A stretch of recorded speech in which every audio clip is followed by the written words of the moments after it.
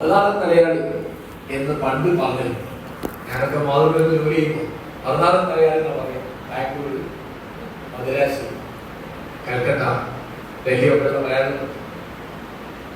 അപ്പൊ അത് കഴിഞ്ഞിട്ട് ഗൾഫിലെ നമ്മുടെ ആളുകളുടെ കുടിയേറ്റം കുറച്ച് കൂടിയപ്പോഴാണ് ഈ പ്രവാസം എന്നുള്ളൊരു വാക്ക്.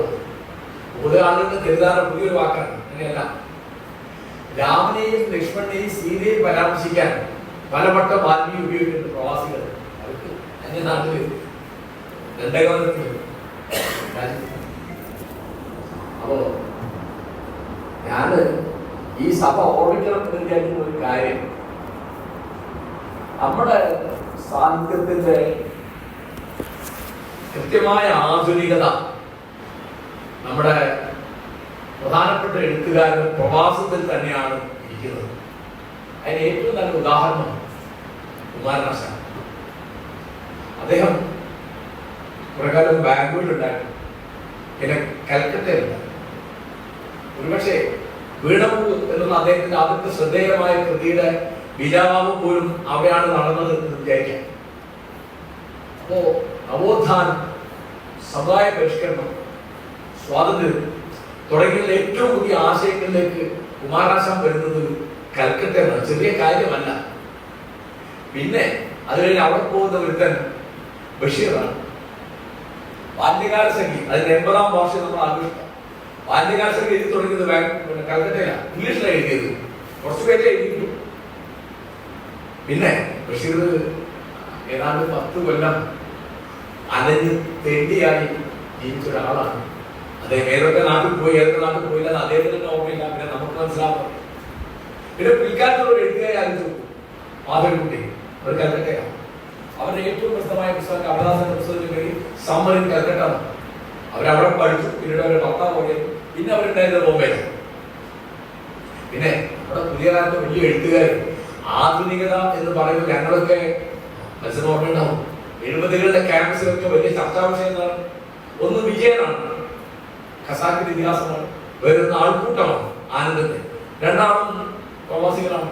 അനവധി കാലം ഡൽഹിയിലായിരുന്നു വിജയൻ. പിന്നെ അവസാന കാലത്താണ് ബാംഗ്ലൂരിലൊക്കെ വന്നത്. പ്രധാനപ്പെട്ട ജീവിതം കൂടെ അവിടെ കഴിഞ്ഞു. അദ്ദേഹം കാർട്ടൂണിസ്റ്റ് ആയിട്ടും കോളനിസ്റ്റ് ആയിട്ടും നോവലിസ്റ്റ് ആയിട്ടും ഒക്കെ. പിന്നെ ആനന്ദ്, അദ്ദേഹം പഞ്ചാബിലും ബംഗാളിലും ഒക്കെ ആയിട്ട് അവസരപ്പെട്ടില്ല അദ്ദേഹം. പിന്നെ നമ്മുടെ വലിയ ഏർമുകുന്ദനാവട്ടെ, കാക്കനാടനാവട്ടെ, കുഞ്ഞബ്ദുല്ലയാവട്ടെ അടിച്ചു. അപ്പോ അങ്ങനെ MP നാരായണൻ, ചെറിയ ആളുകളാണ് അതൊക്കെ. അങ്ങനെ മിക്ക ആളുകളും പിന്നീട് ഇപ്പൊ അടുത്ത തലമുറയിൽ വരുന്ന കൂട്ടരാണ് നമ്മുടെ ബെന്യാമീനും ബാക്കിയുള്ള ആൾക്കാർ. തീർച്ചയായിട്ടും പുറത്ത് കിടക്കുമ്പോഴാണ് നമ്മൾ വാസ്തവത്തിൽ ജീവിതം മനസ്സിലാക്കുന്നത്. ഈ വീട് എന്ന വാക്കിന്റെ ഒരർത്ഥം പക്ഷേ വിടാനുള്ളതായിരിക്കാം. അങ്ങനെ വീട് വിട്ടു പോകണം. അങ്ങനെ ഒരുത്തരാണ് ശ്രീബുദ്ധൻ. അദ്ദേഹം യൗവനാരംഭത്തിൽ തന്നെ വീട് വിട്ടു പോകും. രാജാധിപത്യം ഉപേക്ഷിച്ചു, രാജധാനി ഉപേക്ഷിച്ചു, തന്റെ പ്രിയഭക്തിയെയും പുത്രനെയും ഉപേക്ഷിച്ചു. അങ്ങനെ ഇപ്പോ കാക്കനാടൻ കുറെ കാലം ജർമ്മനിയിലാണ്, പിന്നെ ഡൽഹിയിലാണ്. ഇത്ര ആള്. അപ്പൊ ഞാൻ ഒരു നമ്മള് ആലോചിക്കേണ്ട ഒരു ചെറിയ കാര്യം, ഇവിടെ ഇങ്ങനെ ഈ ഇട്ടാവട്ടത്തിൽ നിന്നാലും വലിയ എഴുത്തുകാരനാവില്ല. എടശ്ശേരിയോട് പോയിട്ട് വൈലോപ്പള്ളിയോട് പോയിട്ട് അങ്ങനെയുണ്ട്. നമ്മളിത് സിദ്ധാന്താക്കാൻ പറ്റാതെ പറയും. വിജയരാമൻ നായർ പിന്നെ എണ്ണയിൽ അങ്ങനെ ഒരു കണക്കുണ്ട്. അദ്ദേഹത്തിന് ഒരാൾക്ക് അറിയുന്നില്ല. അദ്ദേഹത്തെ പറ്റി വിനയേന്ദ്രന്റെ കവിതയുടെ പേരില്ല സമസ്ത കേരളം പിയോന്ന്. കേരളത്തിനകത്ത് മാത്രമല്ല പുറത്തും തരുന്നു. കാരണം ഏക്കാനും മുഖ്യമന്ത്രിയായപ്പോൾ ചെയ്യുന്ന ഒരു നല്ല കാര്യം, റെയിൽവേയിൽ എവിടെ യാത്ര ചെയ്യാൻ സൗജന്യമായ ഒരു ടിക്കറ്റ് വിജയരാമൻ നായർ അനുവദിച്ചു കൊടുക്കുക. നമ്മുടെ മലയാള സാഹിത്യത്തിൽ ഏക്കാനിക്ക് ഒരു സ്ഥാനമുണ്ട്. അതൊക്കെ അദ്ദേഹം അത് മുഖ്യമന്ത്രിയായിട്ട് ചെയ്തത്. ഇദ്ദേഹത്തിന് ടിക്കറ്റ് എടുത്തുകൊണ്ട് നോക്കുന്നുണ്ടാവും. കാശുണ്ടാവും. ഈ കാശില്ലാതെ കള്ളവണ്ടി കയറുന്ന ഒരു ബുദ്ധിമുട്ടുള്ള ആളല്ല. കള്ളവണ്ടി കയറിയാണ് ബഷീർ ആദ്യമാണ് വരുന്നത് 1930. അങ്ങനെ അപ്പോ നമ്മുടെ എഴുത്തുകാരും നന്ദനായോ അല്ലെങ്കിൽ കോവിൽ മാറപ്പെടുത്തു, അവരൊക്കെ പട്ടാളത്തിൽ. അപ്പോ നമ്മളിന്ന് ചർച്ച ചെയ്യുന്ന ഈ പുസ്തകത്തിന്റെ സരള മഹാഭാരത കഥ ഈ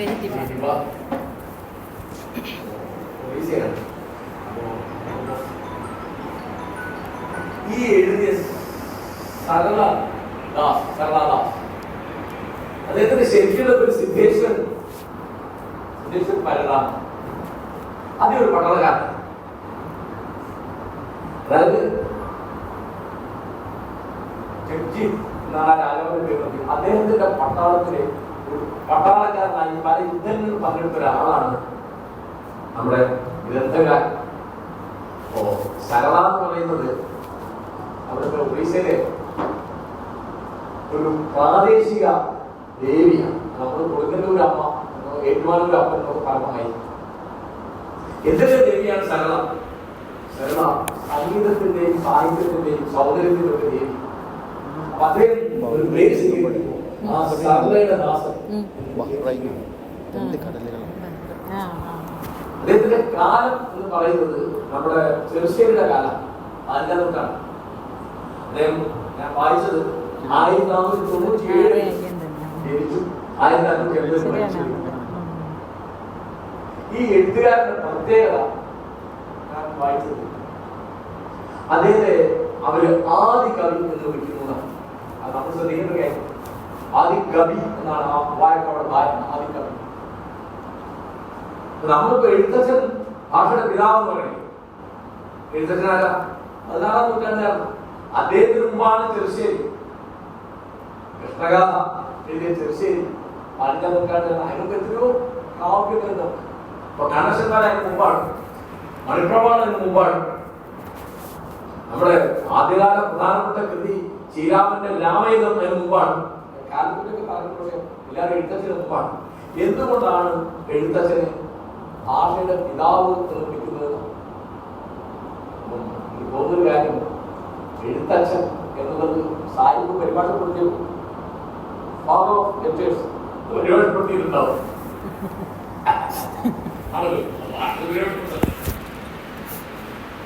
ഇതിനു മുമ്പത്തെ കൃതികൾക്കൊന്നും ഇല്ലാത്ത തരത്തിലുള്ള ഒരു സാംസ്കാരികമായ ഗരിമ അധ്യാത്മരാമായണം, മഹാഭാരതം,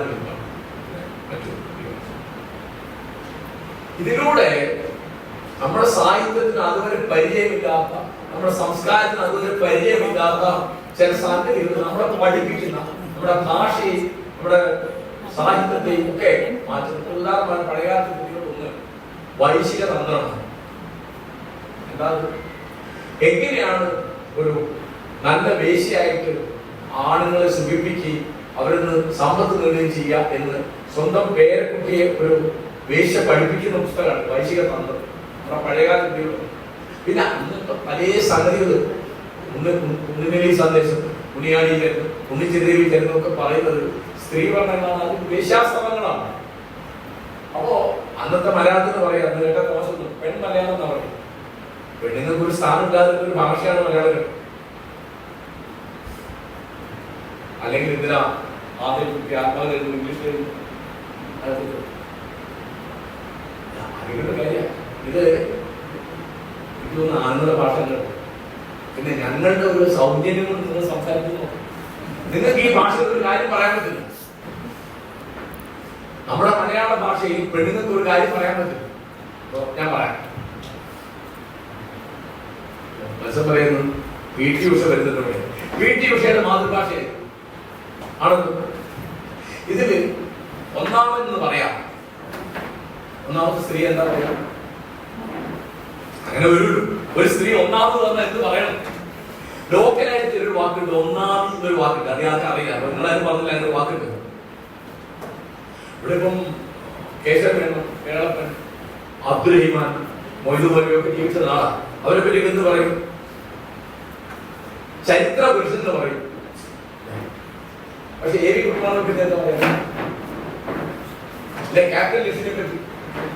ക്യാപ്റ്റൻ ലിസ്റ്റ് എന്ന് പറയുന്നത് രാഷ്ട്രപതി സ്ഥാനത്തേക്ക് മത്സരിച്ച ഒരു മലയാളി വനിതയാണ്. അവരെ പറ്റി നിങ്ങൾക്ക് ചരിത്ര സ്ത്രീ എന്ന് പറഞ്ഞാൽ ഞങ്ങൾ ചിരിക്കും കേട്ടോ. ചരിത്ര സൃഷ്ടിക്കുന്ന ഒരു സ്ത്രീ ഉണ്ടാവും നിങ്ങൾ സങ്കല്പിച്ചിട്ടേ ഇല്ല. എപ്പോഴും അവനവന്റെ ഭാഷ എന്നൊക്കെ പറയാൻ പറ്റുള്ളൂ. അവളവളുടെ ഭാഷ തന്നെ ചിരിക്കൂലേ? കേട്ടോ.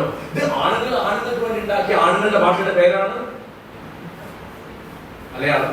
അതുകൊണ്ടാണ് അതൊന്നും അറിയാതെ മാധവിക്കുട്ടി ആത്മകഥ എഴുതുമ്പോൾ അത് മൈ സ്റ്റോറി എന്ന് ഇംഗ്ലീഷിൽ എഴുതാം, പിന്നെ അത് മലയാളത്തിലേക്ക് പരിഭാഷപ്പെടുത്തിയതാണ്. മലയാള നാട്ടിൽ വന്നത് കാക്കനാടൻ കൂട്ടർ പരിഭാഷപ്പെടുത്തൊരു ടെക്സ്റ്റാണ് നമ്മൾ വായിക്കുന്നത്. അവർ ഇംഗ്ലീഷുകാർ എഴുതിയ ശബരിയുടെ ഒരു പരാക്രമം ഞാൻ കണ്ടത്. ഞാനാകെ ബഹ്റൈനിൽ ചെന്നാൽ ശബരി എന്നോട് സമയം ചോദിക്കുന്നത് അവർക്ക് മഹാഭാരതത്തിൽ സംസാരിക്കണം. നമ്മൾ ഈ ദൈവമേ മഹാഭാരതം വന്ന് ഇങ്ങനെ ഞാനൊരു നോവൽ എഴുതുന്നു. അപ്പൊ ഞാൻ ഇന്ന ആളുകൾക്ക് എന്നെ പറ്റി എഴുതി പലതും ശബരി കേട്ടതാണ്, പലതും അവർ കേട്ടിട്ട് അപ്പൊ ആ പുസ്തകം എന്നിട്ട് അറിയപ്പെടാം. പിന്നെ ഇതൊക്കെ വായിച്ചിട്ട് ഇടയ്ക്ക് എന്നെ വിളിക്കും, ഇടയ്ക്ക് ഇമെയിൽ അയക്കും, ഇടയ്ക്ക് ഫോൺ ചെയ്യും, ഇടയ്ക്ക് ഒന്നാലും അവിടെ കാണാൻ വരും. എന്തുകൊണ്ടാണ് ഈ കാലത്തെ ഒരു എഴുത്തുകാരി മഹാഭാരതത്തിലേക്ക് തിരിക്കുന്നത്? മഹാഭാരതം വീട്ടിൽ വായിക്കാൻ പാടില്ല. മഹാഭാരതം വീട്ടിൽ വായിക്കാൻ പാടില്ല, വീട്ടിൽ വെക്കാൻ പാടില്ല. എന്താ കാരണം? കലഹുണ്ടാവുന്നു. എന്തൊക്കെ അന്ധവിശ്വാസങ്ങളാണ് ഈ നാട്. ഇപ്പം ഞാൻ പറയാം, തുഞ്ചപ്പറമ്പില് ഞാൻ അവിടുത്തെ ഒരു മെമ്പറായിട്ട് അറിയുന്നതാണ്. മഹാഭാരതം അധ്യാപകനാണ് അച്ചടിച്ചു, നല്ല വിൽപ്പന എഴുത്തച്ഛന്. എഴുത്തച്ഛൻ തന്നെ മഹാഭാരതം കിളിപ്പാട്ട് അച്ചടിച്ചു. അങ്ങനെ ട്രസ്റ്റ് വ്യാഖ്യാനമൊക്കെ കൊടുത്ത് വിജയകുമാരൊക്കെ ജയിച്ചു. അതിന് വിൽപ്പനയില്ല. കാരണം അവിടെ എഴുത്തിനെത്താൻ വരുന്ന കുട്ടികളും അവരെ രക്ഷകർത്താക്കളും അവരുടെ അധ്യാപകരും ഒക്കെ ഇത് ഭയങ്കരമായി വാരിപ്പോകുന്നതാണ്. ഞാൻ മെനക്കെട്ട് ചെയ്തൊരു പണിയാണ്. കാരണം വീട്ടിൽ വയ്ക്കാൻ വയ്യ. അന്ധവിശ്വാസം ഇതിനകത്ത് ഇപ്പോ കാര്യങ്ങളൊക്കെ ടീച്ചർ പറയും, ഞാൻ അവരുടെ അതിൽ ലംഘിച്ചു പോകുന്നില്ല.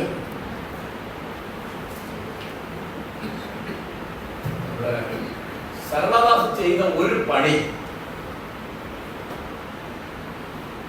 ലോകത്തിലെ ഏറ്റവും വലിയ പുസ്തകം മഹാഭാരതം.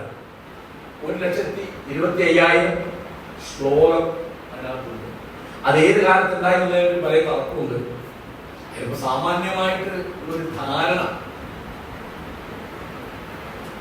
ക്രിസ്തുവിന് മുൻപും പിൻപും ഉള്ള 3 നൂറ്റാണ്ടുകൾക്കിടയിൽ എവിടെയോ ആണ് എഴുതിയത്. അത് എഴുതുന്ന രാമായണത്തിനൊക്കെ കഥനയാണ്. ഗന്ധികൾ ഹിന്ദുസ് ആൻ ആൾട്ടർനേറ്റീവ് ഹിസ്റ്ററി എന്നുള്ള വളരെ വിവാദ പുസ്തകം എഴുതിയ അമേരിക്കൻ ചരിത്രകാരി പറയുന്നത് ക്രിസ്തുവിന് മുമ്പ് 750 കൊല്ലം മുമ്പ് രാമകഥ രൂപം കൊണ്ടിട്ടുണ്ട്. അത് എഴുതിയത്, രാമായണം എഴുതിയത് ക്രിസ്തുവിന് 200 കൊല്ലം മുമ്പ്, അല്ലെങ്കിൽ ക്രിസ്തുവിന് 200 കൊല്ലം അതിന്റെ ഇടയ്ക്കാണ്. ഇത് വ്യാസൻ എന്ന് പറഞ്ഞാൽ ആരാണ്? വ്യാസൻ എന്നുള്ള വാക്കിന്റെ അർത്ഥം എഡിറ്റർ, വ്യസിക്കുന്ന പതുക്ക എഡിറ്റ്. 4 വേദങ്ങൾ, യജുർവേദം, അഥർവവേദം, സാമവേദം. ഇത് പകുത്തത് ആരാണ്? ഇയാളാണ്. കൃഷ്ണൻ അദ്ദേഹത്തിന്റെ പേര്. ദ്വൈവായൻ എന്ന് പറയും. ദ്വീപിൽ ജനിച്ചു. അറിയാം, പരാശര മഹർഷി. നമ്മുടെ മഹർഷിമാരൊക്കെ സ്ഥിതിയായി തോണി അക്കരെ എത്തിക്കോട്ടെ എന്ന് അതിന് സാവകാശം. അതിന് മുമ്പ് തന്നെ അവിടെ കുറച്ച് മഞ്ഞൊക്കെ കൊണ്ടുപോയി ഒരു ദീപം ഉണ്ടാക്കി. ഇതൊരു ബന്ധപ്പാടാണ്. രാമായണത്തിലും മഹാഭാരതത്തിലും വലിയ പ്രശ്നം നമ്മുടെ ചില രാജാക്കന്മാർക്കും ചില മഹർഷിമാർക്കും ഒക്കെ ഒരു മിനിറ്റ്, ഒരു സാവകാശം, ഒരു മിനിറ്റിന്റെ കാലതാമസം കൂടി സഹിക്കാൻ വയ്യ. ചിലപ്പോ ആദ്യം ഇപ്പോഴത്തെ കാലത്ത് ആൾക്കാർ ഏതാണ്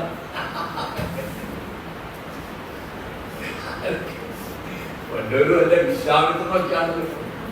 10 കൊല്ലമാണ് നേരക അദ്ദേഹത്തിനോട് താമസിച്ചതാണ് വാൽമീകി പറയുന്നത്. 10 കൊല്ലം കണ്ട അദ്ദേഹം ഇത് വലിയ കുഴപ്പമാണ്, ഇത് എന്റെ തപസ് കുറക്കാൻ വേണ്ടി അയച്ചതാണ് എന്നൊക്കെ ബോധ്യം വന്നിട്ട് അവള് കൈകൂട്ടി നിലവിളിക്കാണ്. എന്നോട് കോപിക്കരുത്, എന്നെ ശമിക്കരുത്.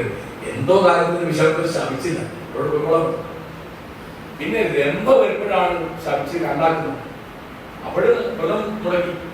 കാമം കൊണ്ടിളകിയാലും കോപം കൊണ്ടിളകിയാലും വ്രതം നഷ്ടപ്പെട്ടു.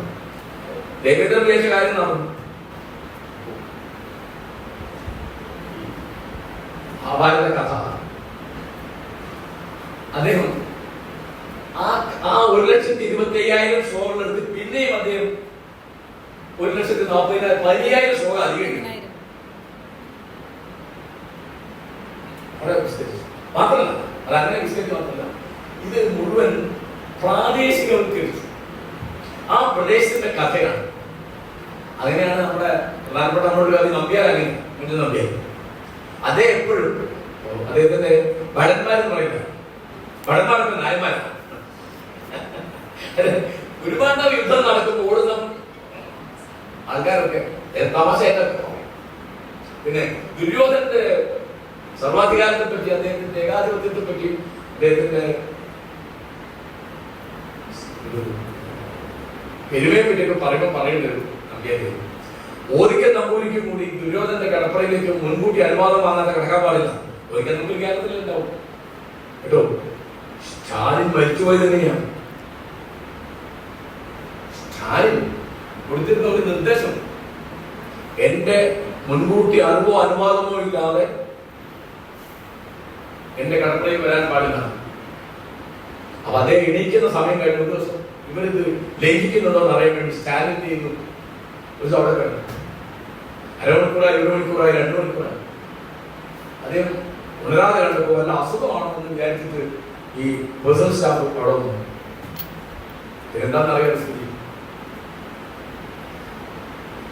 അവരെ വെടിവെച്ചുമല്ല, സൈബറിലേക്ക് നാട് കടത്താം, ഇവിടെ തലവ് ഇടാം. പിന്നൊരിക്കൽ ശരിക്കും സ്റ്റാലിൻ അസുഖം വന്നു. അത് വരാൻ കൊണ്ട് കടന്നില്ല. അങ്ങനെ സ്റ്റാലിൻ മരിച്ചുപോയി. മിക്കവാറും ഞാൻ ഊഹിക്കുന്ന ഒരു സ്ട്രോക്കുമായിരുന്നു അസുഖം വന്നത്. അദ്ദേഹം അവിടെ കിടക്കുകയാണ്, അങ്ങനെ കിടക്കാൻ പാടില്ലേ. അവർ ചില ചരിത്രകാരന്മാർ പറയുന്നത് അതുപോലെ മനഃപൂർവ്വം ചെയ്തതാണ്, കഴിഞ്ഞ് ഒപ്പോട്ടെ, എന്തോ കുഴപ്പമുണ്ടെന്ന് മനസ്സിലായിട്ട് ഒരാൾ അങ്ങോട്ട് കടന്നില്ല. പിന്നെ 3 ദിവസത്തെ അങ്ങനെ കിടന്നതാണ് ഞാൻ വായിച്ചത്. അപ്പോ നമ്പ്യാരുടെ ഈ ഒരു സമ്പ്രദായം സരളദാസനുണ്ട്. അപ്പൊ അതുകൊണ്ട് എല്ലാം അവിടുത്തെ കാര്യങ്ങളായിട്ടാണ് പറയുന്നത്, അവിടുത്തെ വാക്കുകൾ, അവിടുത്തെ. അപ്പൊ എന്താ ചെയ്തത്, അവിടുത്തെ നാടോടി കഥകൾ മുഴുവനാക്കി വരികയാണ്, പല വേഷം. അത് ഞാൻ വിസ്തരിച്ചാൽ ടീച്ചറുടെ സമയം ഞാൻ അഭിനയിക്കാം. അതൊരു സൂചന മര്യാദയുണ്ട്, അധിക പ്രസംഗം ആവരുത്. അപ്പോ ഇതൊരു വളരെ പ്രധാനപ്പെട്ട എന്താണ് ഈ സംഗതി കൊണ്ട് നമുക്ക് ഉണ്ടാകും, അതാണ് ഒരു പ്രധാന കാര്യം.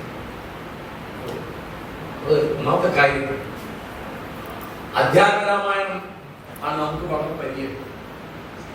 അതുപോലെ ഈ രാമകഥകളിലൊക്കെ ഭയങ്കര വ്യത്യാസം എന്ന് പറഞ്ഞാൽ, ഇതിലിപ്പോ ഈ പുസ്തകത്തില് ധാരാളം വ്യത്യാസം, വൈരുദ്ധ്യം.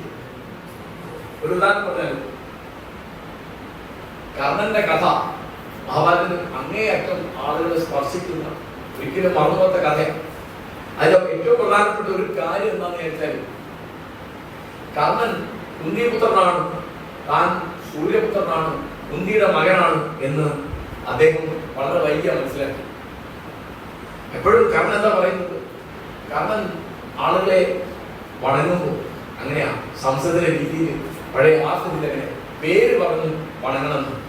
അത് എപ്പോഴും പറയുന്നത്, രാധേയനായ കർണൻ നിന്നെ വണങ്ങുന്നു. കൗന്ദേയനാണ്, കുന്തിപുത്രനാണ്, രാധയുടെ പുത്രനല്ല. അല്ല, രാധ വളർത്താൻ വേണം, അച്ഛൻ അതിരഥൻ. അപ്പോ അതിരഥന്റെ പുത്രനാണ്, അല്ലെങ്കിൽ രാധയുടെ പുത്രനാണ്, അമ്മയുടെ പേരാ പ്രധാനമായിട്ട് പറയുന്നത്. സംസ്കൃതത്തിൽ അങ്ങനെയുണ്ട്. സംസ്കൃതത്തില് പിതാമാതാക്കന്മാർ എന്ന് പറയാൻ പാടില്ല, അത് വ്യാകരണത്തില്ല.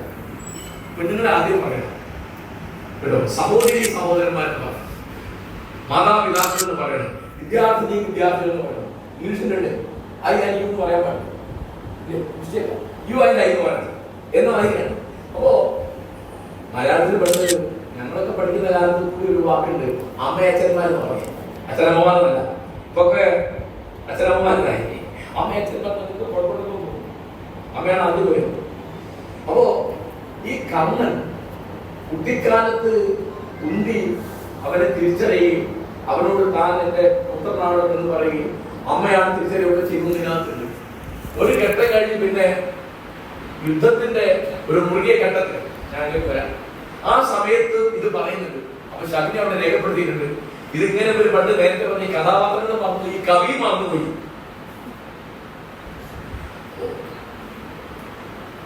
വ്യാസമഹാഭാരതം അനുസരിച്ച് നമ്മുടെ പുസ്തകത്തിന് പേരുണ്ട്. ലോകത്തിലെ അത്ഭുതങ്ങളിൽ ഒന്നാണ് ഈ 1,25,000 ശ്ലോകമുള്ള ഈ പുസ്തകം 3 കൊല്ലം കൊണ്ട് പരിഭാഷപ്പെടുത്താം എന്ന് കുഞ്ഞുകുട്ടൻ തമ്പുരാൻ തീരുമാനിച്ചു. അദ്ദേഹം 2 കൊല്ലം 7 മാസം കൊണ്ട് പരിഭാഷപ്പെടുത്തും. മറ്റൊക്കെ ഹിന്ദിയിലൊക്കെ 12 പേര് കൂടി അത് പരിഭാഷപ്പെടുത്തുന്നു. 12 കൂടി തമ്പുരാൻ ഒരു പുസ്തകമില്ല. അപ്പൊ മുണ്ടശ്ശേരി എഴുതിയിട്ടുണ്ട് അതിനെ പറ്റി. ബുദ്ധിമാന്മാർ ജീവിക്കുന്നു എന്നുള്ള പുസ്തകത്തിൽ കുഞ്ഞുകുട്ടൻ തമ്പുരാൻ എന്നുള്ള ലേഖനത്തിൽ പറയാണ്, ഇദ്ദേഹം 3 കൊല്ലം കൊണ്ട് ഇത് പരിഭാഷപ്പെടുത്തി അല്ല എന്നെ അനുഭവപ്പെടുന്നത്.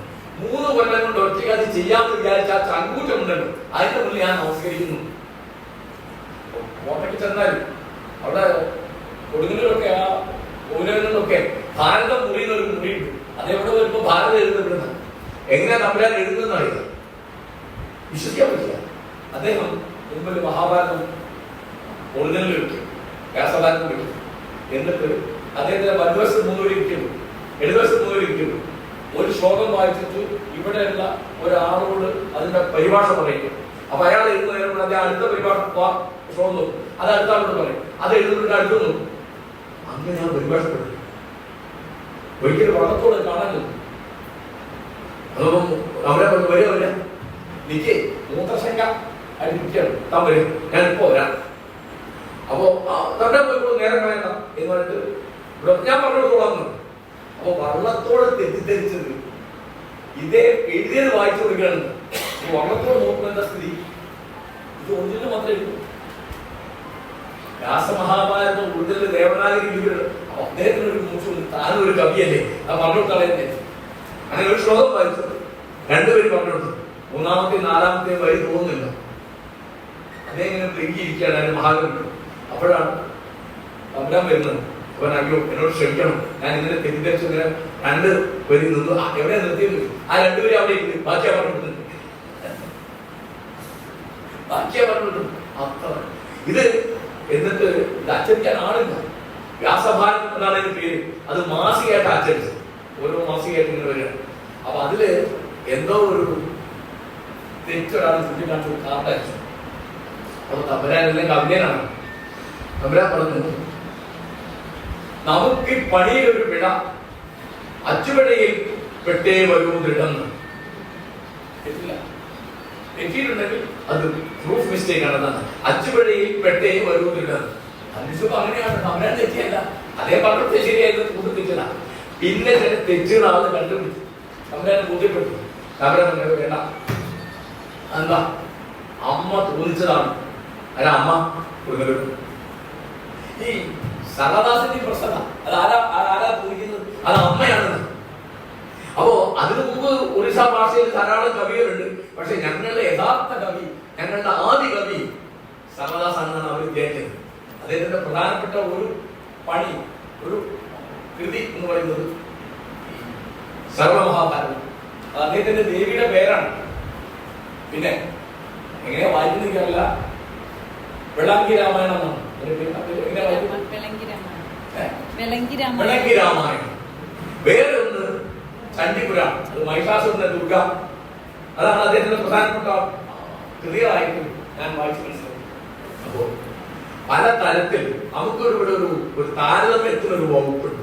എന്നുവെച്ചാല് നമ്മുടെ കയ്യിൽ എഴുത്തച്ഛന്റെ കൃതികൾ, അതിലൊക്കെയുള്ള വ്യത്യാസം ഞാൻ ഒന്നും കാരണം നമ്മൾ ധാരാളം രാമായണ കഥകളുണ്ട്. നമുക്ക് എല്ലാവരും കേട്ടൊരു കഥയാണ് മാരീചന്റെ മായാപ്രയോഗം. സ്വർണ്ണ മാൻ ആയിട്ട് മാരീചൻ വന്നിട്ട് രാമനെ ആവശ്യം കൊടുത്തു. അപ്പോ സീത രാമ ശബ്ദത്തിലുള്ള വിലാപം കേട്ടിട്ട് ലക്ഷ്മണനെ ചീത്ത വിളിക്കുമ്പോ ലക്ഷ്മണൻ ഇങ്ങനെ ഒരു വൃത്തം വരച്ചു, ഇവിടുന്ന് പുറത്ത് കിടക്കരുതെന്ന് പറഞ്ഞു. ലക്ഷ്മണ രേഖ എന്ന് അറിയപ്പെടുന്നു അല്ലേ? ഇതിന് സാധനം വാൽമീകി രാമായണത്തിലില്ല. അത് വേറെ ഏതോ രാമായണക്കാരൻ ഉണ്ടാക്കിയതാണ്. ഇതുപോലെ നമ്മൾ ഇന്ന് അറിയുന്നപ്പോ ഒരു വേറെ ഉദാഹരണം പറഞ്ഞു. ആരാണ് ഈ അപവാദം പറഞ്ഞത്? അപവാദം പറഞ്ഞത് ഒരു അലക്ക് തൊഴിലാളിയാണ്. അയാളുടെ ഭാര്യ പണിക്ക് പോയി തിരിച്ചു വന്നപ്പോ. അങ്ങനെ ഒരു കഥ വാൽമീകി രാമായണത്തിലില്ല. നമ്മളിന്ന് അറിയുന്ന രാമായണ കഥകൾ ഇപ്പൊ വേറെ ഉദാഹരണം പറഞ്ഞാൽ എല്ലാവർക്കും അറിയുന്ന ഒരു കാര്യമാണ്. സേതുബന്ധനം നടത്തുമ്പോൾ അണ്ണാറക്കണ്ണൻ തന്നാനായത് എന്ന് പറഞ്ഞിട്ട് കുറച്ച് മണ്ണ് കൊണ്ടുവന്നു.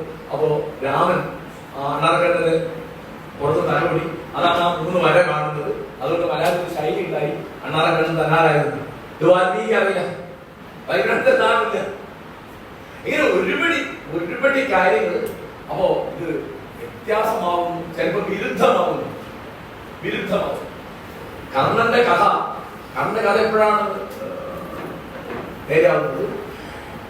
ദൂത് പറഞ്ഞ് തിരിച്ചു പോകുമ്പോ കൃഷ്ണൻ കർണനെ തേരിൽ കയറ്റി കൊണ്ടുപോയിട്ട് അവിടുന്ന് കൃഷ്ണൻ പറയും, പക്ഷെ ദൂത് പറയാനുണ്ട്, നീ രാധേയനല്ല കൗന്ദേയനാണ്, അതുകൊണ്ട് നീ പാണ്ഡവരോട് ചേരണം. നിന്റെ ബലം കണ്ടിട്ടാണ് ദുര്യോധനൻ നീ മൂച്ചൊക്കെ എടുക്കുന്നത്. അപ്പോ കർണൻ പറയും, വസുദേവ നീ പറഞ്ഞു ശരിയായി, പക്ഷെ എന്റെ സുഹൃത്താണ് ദുര്യോധനൻ, ഞാൻ അദ്ദേഹത്തെ വിട്ട് ഒരു പണി ചെയ്യില്ല. ഇനി എനിക്ക് രാജ്യം കിട്ടിയാലും ഞാൻ ദുര്യോധനന് കൊടുക്കാണ്ടാവുക. അതുകൊണ്ട് നീ പറഞ്ഞതൊക്കെ നന്നായി, എനിക്കത് സ്വീകരിക്കാൻ പറ്റില്ല. പിന്നെ അമ്മ വരും. ആദ്യമായിട്ടാണ് അമ്മ വന്നിട്ട് കുന്തി വന്നിട്ട് പറയും. അപ്പോഴാണ് കുന്തി പറയുന്നത് വ്യാസഭാരതത്തിൽ ആ യുദ്ധത്തിന്റെ തൊട്ട് മുമ്പ്, എന്താണ് നീ ഇങ്ങനെ എന്റെ കാനീയ പുത്രനാണ്. അതിന് പറഞ്ഞാൽ കല്യാണം കഴിക്കൊണ്ട് കന്യകായിരിക്കുന്ന പുത്രനാണ്. അപ്പോ അണ്ണൻ പറഞ്ഞത് ഞാൻ യുദ്ധത്തിൽ നിന്ന് പിന്തിരിയില്ല, പക്ഷെ ഒരു വാക്ക് ഞാൻ നിനക്ക് തരാം. സംസദ് അമ്മയെ നീ നടത്തിക്കാം, രാജാവിനെ അച്ഛനൊക്കെ നീ തോന്നുന്നുണ്ട്. ഒരു വാക്ക് ഞാൻ പറയാം. എന്താണ്? ഞാൻ അർജുനെ അല്ലാതെ വേറെ ആരെയും അവസരം കിട്ടിയാലും ഞാൻ കൊല്ലുകയില്ല. കാരണം നിനക്ക് എന്നും 5 മക്കളായി, ഒന്നുകിൽ അർജുനോട് കൂടി അല്ലെങ്കിൽ കർണനോട് കൂടി. ഈ അവസരമൊക്കെ കർണന് വന്നു. യുധിഷ്ഠിരനൊക്കെ വായനത്തിൽ ബുദ്ധിമുട്ടിട്ട് പറഞ്ഞു, യുധിഷ്ഠിര നിനക്ക് ഓർദ്ധനത്തിന് പണിയൊന്നുമില്ല, പോയി വിശ്രമിക്കുന്നു പറയും. ഭീമനോട് പറയും, കൊല്ലാൻ അവസരം കിട്ടിയിട്ട് കൊല്ലാതെ പറയും. മൃഗോദര ചെന്നായ വയറുള്ളവനെ മൃഗോദര നിനക്ക് ഊണ് കഴിക്കാനായിട്ടുള്ളൂ എന്ന് പറയും. മറ്റൊക്കെ അങ്ങനെ ഉണ്ടായി. അർജുനെ വിടില്ല എന്ന് പറയും. പക്ഷെ അർജുനന്റെ അച്ഛൻ ഏകദേശം നേരത്തെ വന്ന് കവലകുണ്ടലങ്ങളെ എന്ന് വാങ്ങിയത് കൊണ്ട് ആ സംഗതി നേരത്തെ തീരുമാനമായിരുന്നു. അതൊന്നും അറിയാത്ത ആളല്ല കാരണം. അപ്പൊ അതുകൊണ്ട് അങ്ങനെ കർണന്റെ ക്യാരക്ടറിനെ പറ്റി ബോധ്യത്തിൽ അനവധി. ഞാനൊരു ചെറിയ ഉദാഹരണം പറഞ്ഞാണ്. നമുക്ക് പരിചയമുള്ള കഥയിൽ നിന്ന് വ്യത്യാസമായി ഇതിഹാസ കഥകൾ, രാമായണമാണെങ്കിലും മഹാഭാരതമാണെങ്കിലും എല്ലാ നാട്ടിലും, മലയാളത്തിൽ മാത്രമല്ല ഒറീസയിൽ മാത്രമല്ല, കൃതിവാസ രാമായണം, ബംഗാളിലെ അതിപ്രസിദ്ധമായ രാമായണം, കമ്പ രാമായണം, തമിഴ്നാട്ടിൽ, അവിടെയൊക്കെ അവിടുത്തെ പ്രാദേശിക സംസ്കാരം, അവിടുത്തെ നാടോടി സംസ്കാരം, അവിടുത്തെ കഥകൾ, അവിടുത്തെ ചൊല്ലുകളൊക്കെ ഇതിനകത്തേക്ക് വരും. പിന്നെ ഈ ക്യാരക്ടറിനെ പറ്റിയൊക്കെ അങ്ങനെ ആ മട്ടിൽ ആലോചിക്കുന്നില്ല. എഴുത്തച്ഛനാണെങ്കിൽ അങ്ങേയറ്റം ഭക്തനാണ്. രാമ രാമ രാമ രാമ. വാൽമീകി ഇങ്ങനെ ഒരു രാമഭക്തിയേ ഇല്ല. വാൽമീകി രാമഭക്തനല്ല. വാൽമീകിയാണ് രാമനെ ചോദ്യം ചെയ്യുന്നത്. ചില്ലറ കാര്യമാണോ? ആ രാജദർബാറിൽ കയറി ചെന്നിട്ട് ഈ പെൺകുട്ടിയും കൂട്ടി വന്നിട്ട്, അല്ലയോ മഹാരാജൻ, 1000 ആണ്ടുകളുടെ എന്റെ തപശക്തി മുഴുവൻ ഞാൻ അങ്ങയുടെ മുമ്പിൽ പണയം വെക്കാം, അങ്ങ് പറയൂ. ഈ പെൺകുട്ടി അറിഞ്ഞോ അറിയാതെയോ അങ്ങയോട് എന്തെങ്കിലും അപരാധം ചെയ്തിട്ടുണ്ടോ? കലാകാരൻ പറഞ്ഞു, അധികാരത്തെ ചോദ്യം ചെയ്യും, രാജാവിനെ ചോദ്യം ചെയ്യാം, ഭർത്താവിനെ ചോദ്യം ചെയ്യാം, പുരുഷനെ ചോദ്യം ചെയ്യും. വാൽമീകി രാമായണത്തിൽ പറയുന്നത് രാമൻ തന്റെ തെറ്റേറ്റ് പറഞ്ഞ് വാൽമീകിയോട് മാപ്പ് ചോദിച്ചു. ഇന്ന് നരേന്ദ്രമോദിയോട് എന്നെ ചോദിക്കാൻ ഒരു പ്രതിപക്ഷ നേതാവ് ധൈര്യം ഉണ്ടാവുന്ന ആലോചിച്ച് നോക്കുക. ഇത് എത്ര കൊല്ലം മുമ്പത്തെ കാര്യം ആലോചിച്ചു. വാൽമീകി ഒരിക്കലും, വാൽമീകി അവിടെ വനമധ്യത്തിൽ ഉപേക്ഷിക്കപ്പെട്ട സീത കരയും. സന്ധ്യാവന്ദനത്തിൽ പോവാണ്. സന്ധ്യാവന്ദനത്തിൽ പോകുമ്പോ ആരോ കരയുന്നു. ഇടപെടൽ പക്ഷിയെ പോലെ കരയും. അത് വർണ്ണിക്കും കാളിദാസൻ രഘുവംശം 14 സർപ്പത്തിൽ. എന്താ പറയുന്നത്? അദ്ദേഹം സന്ധ്യാവനത്തിന് പോവാണ്. അപ്പൊ എന്ത് ചെയ്തു? കരച്ചിൽ കേട്ടു നിന്നു. അവിടെ കവി ആരാണെന്ന് നിർവചിക്കും. അല്ലാതെ പറയാണ് കവി രുദിതാനുസാരി, രോദനത്തെ അനുസരിക്കുന്നു. കരച്ചിൽ കേട്ട് അതിന്റെ പിന്നാലെ ചെല്ലുന്നവൻ അത് കവിയായിട്ടില്ല. താമസം കവിയാവുന്നത് പിന്നെയും ആ ഉരരിപ്പടകളിൽ ഒന്നിനെ ഒരു വേടൻ അമ്പെയ്ത് കൊല്ലുമ്പോഴാണ് അദ്ദേഹത്തിന്റെ കവിത്വം ഉയർന്നത്. കൈകൾക്ക് പറയും കാക്കാള അരുത്. ഗാന്ധി പറയും രാമായണത്തിൽ നിന്ന് ഒരു വാക്ക് പഠിക്കാവൻ ഹിംസക്കെതിരായിട്ട് ഉയരണം. അപ്പൊ അങ്ങനെ വാൽമീകി അദ്ദേഹത്തിന്റെ കഥാപാത്രത്തെ കഥാപാത്രമായി നിർത്തി. ഗാന്ധി പറയുന്നത് എന്റെ രാമൻ അയോധ്യാധിപതിയല്ല, ദശരഥപുത്രനല്ല, സീതാപതിയല്ല, വാൽമീകിയുടെ കഥാപാത്രമല്ല. അത് എന്റെ ഉള്ളിലെ സത്യബോധത്തിന്റെ പേരാണ്. അപ്പൊ ഇന്നിപ്പോ ഈ കൃതികളൊക്കെ ഒന്നുകിൽ ചരിത്രമായി വായിക്കപ്പെടും. എന്തൊരു തമാശ നടിച്ചു. മഹാഭാരതം ചരിത്രം, അല്ലെ രാമായണം ചരിത്രം. ഇതുപോലെ അത് വിശുദ്ധ ഗ്രന്ഥമാണെന്ന് പറയും. പറയാനൊക്കെ സ്വാതന്ത്ര്യമുണ്ട്. പക്ഷെ എന്റെ കണക്കിൽ എനിക്കിതൊക്കെ സാഹിത്യ കൃതികളാണ്. ആ സാഹിത്യ കൃതികളുടെ പ്രധാനപ്പെട്ട കാര്യം എന്ന് പറയുന്നത് നമ്മുടെ ഭാവനയാണ്. 10 തലയുണ്ടെന്ന് പറഞ്ഞു. അതിനൊരു യുക്തി ഉണ്ടത് അത്ര ബുദ്ധിമാനാണ്. അത്രയും വേറെ ഒരു കാര്യമില്ല. 20 കൈയുണ്ടെന്ന് പറഞ്ഞാൽ മഹാശക്തനാണ്, മഹാബാഹുവാണെന്ന് അത്രയും. അതൊക്കെ ഇപ്പൊ 10,000 കൊല്ലം രാജ്യം വെച്ചതൊക്കെ വാൽമീരാമായണത്തിൽ അതൊക്കെ അധികകാലം എന്നാണ്. അപ്പൊ അറബിയിൽ ഇത് പറയാ 7 അധികം എന്നതിന് പറയാം 7 ആകാശം. ഒരാകാശം തന്നെ ഇല്ല, 7 ആകാശം എന്നാണ് ഖുർആനൊക്കെ പറഞ്ഞത്. പിന്നെ നരകത്തിൽ തീയപ്പെടും. ഇവിടുത്തെ തീരെക്കാൾ 7,000 ഇരട്ടി 70,000 ഇരട്ടി ശക്തിയുള്ളത്. അതൊക്കെ അധികം എന്നാണ് ഈ പറയുന്നത്. അതിശയോക്തിയുടെ വേറൊരു കവിതയിൽ അങ്ങനെയാണ്. അപ്പോ രാജാവ് പറയും എല്ലാ അലങ്കാരങ്ങളെ പറ്റി പറയും. തെല്ലിന് സ്പർശമില്ലാതെ ഇല്ല അലങ്കാരം ഒന്നുമേ. അതിശയോക്തിയുള്ളൂ. അപ്പൊ അതിശയോക്തി ഉണ്ടാവില്ല. അപ്പൊ നമ്മുടെ ഭാവന വളരാൻ വളരെ സഹായിക്കുന്ന ഒന്നാണ് കഥകൾ. എല്ലാം പഠിക്കാൻ രാജകുമാരന്മാർക്ക് വേണ്ടി വിഷ്ണുശർമ്മൻ ജയിച്ചതാണ് പഞ്ചതന്ത്രം. അവരൊന്നും പഠിക്കാതെ മണ്ടന്മാരെ. അപ്പോ വിഷ്ണുശർമ്മനോട് മഹാരാജാവ് പറയും ഇവര് ഇങ്ങനെ അലസന്മാരും മന്ദബുദ്ധികളായിരുന്നു. ആ പണ്ഡിത ബ്രാഹ്മണൻ പറയുന്നത് മഹാരാജൻ ഞാൻ അവരെ പഠിപ്പിക്കാം. അവര് പഠിച്ചില്ല എങ്കിൽ ഞാൻ എന്റെ ബ്രാഹ്മണനെ ഉപേക്ഷിക്കും, എന്റെ പേര് ഉപേക്ഷിക്കും. ഈ കഥാപരമ്പരയാണ് ലോകത്തിന്റെ പല ഭാഗത്തും വലിയ വിവേകമായിട്ട് പറഞ്ഞത്. ഒരു ഉദാഹരണം പറഞ്ഞാൽ പഞ്ചതന്ത്രം അറബിയിലുണ്ട്. പഴയ സാധനം അറബി. അപ്പൊ അതിൽ കലീലം ദിന്നാണ് അതിന് പേര്. കലീലം ദിന്നാൻ 2 കുരങ്ങന്മാർ. ഒരു കുരങ്ങനാണ് കലീല, ഒരു കുരങ്ങനാണ് ദിന്നൻ. അങ്ങനെ അപ്പോ ഈ കഥകൾക്ക് നമ്മളിപ്പോ ഈ പഴയ മഹാഭാരതത്തിന്റെ രാമായണമൊക്കെ വീണ്ടും ഇതിനപ്പോ ഒന്നാമത്തെ ഇതിനകത്തൊക്കെ എന്താണുള്ളത് പരസ്പരം അറിഞ്ഞു. അപ്പൊ രാമായണത്തിൽ എന്താണുള്ളതെന്ന് എല്ലാ ആളുകൾക്കും മനസ്സിലാവുമ്പോഴാണ് അടുപ്പം വർദ്ധിക്കുന്നത്. അക്ബർ ചെയ്ത പ്രധാനപ്പെട്ട ഒരു കാര്യം ഇതൊക്കെ പേഴ്സിലേക്കും മറ്റു ഭാഷകളിലേക്കും പരിഭാഷപ്പെട്ട ഏർപ്പാടാണ്. കാരണം എന്തുകൊണ്ടാണ് അറിവിൽ ചൊല്ലുന്നത് മനുഷ്യൻ അവൻ അറിഞ്ഞുകൂടാത്തതിന്റെ ശത്രുവാണ്. അപ്പൊ എന്താണ് മഹാഭാരതം, എന്താണ് ഉറിയക്കാരുടെ എഴുത്തച്ഛൻ എഴുതിയ മഹാഭാരതത്തിന്റെ വ്യത്യാസം, അതൊക്കെ നമുക്കറിയാനൊരു അവസരമാണ്. പിന്നെ ഇതൊക്കെ സമൂഹത്തിൽ മൈത്രി വളർത്തുന്ന ഒരു രാഷ്ട്രീയ പ്രവർത്തനമായിട്ടാണ് ഞാൻ കാണുന്നത്.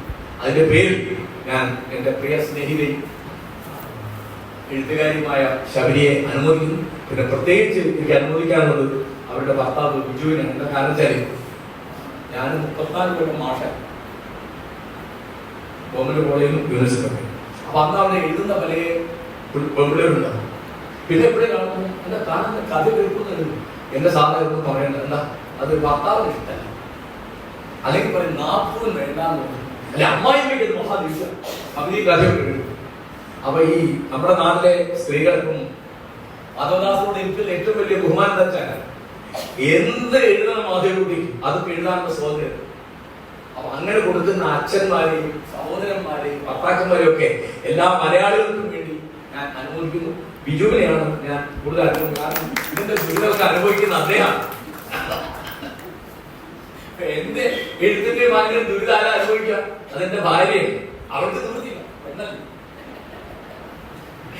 അപ്പോ അതുകൊണ്ട് ഇനിയും ഇത്തരത്തിലുള്ള അനേകം പണികൾ ചെയ്യാൻ ഷബിനിക്ക് ഭാഗ്യമുണ്ടാവട്ടെ. ഞാൻ പുസ്തക രചനയെയും പുസ്തക പ്രസാധനത്തെയും അനുമോദിക്കുന്നു. ഈ വാക്കുകളോടുകൂടി ഈ പുസ്തകം പ്രകാശം ചെയ്തതായി ഞാൻ പ്രഖ്യാപിക്കുന്നു. നന്ദി. സുഹൃത്തുക്കളെ, എന്തുകൊണ്ട് എൻ്റെ അധ്യക്ഷ പ്രസംഗം വടംകിരിക്ക് കുറച്ചുകൂടെ കിട്ടാമായിരുന്നു അധ്യക്ഷൻ എന്നുള്ള എല്ലാ അവകാശവും വെച്ചുകൊണ്ട്. ഇതുകൊണ്ട് തന്നെയാണ് ഏറ്റവും ചുരുങ്ങിയ വാക്കുകൾ ഞാനത് പറഞ്ഞത്. കാരശ്ശേരി മാഷയുടെ വിജ്ഞാന സാഗരം നമ്മുടെ മുന്നിൽ ഒരുപാട് തുറന്നു വെച്ചത് ഏറെ സന്തോഷം. അടുത്തതായി നല്ലതാണ് ക്ഷണിക്കും.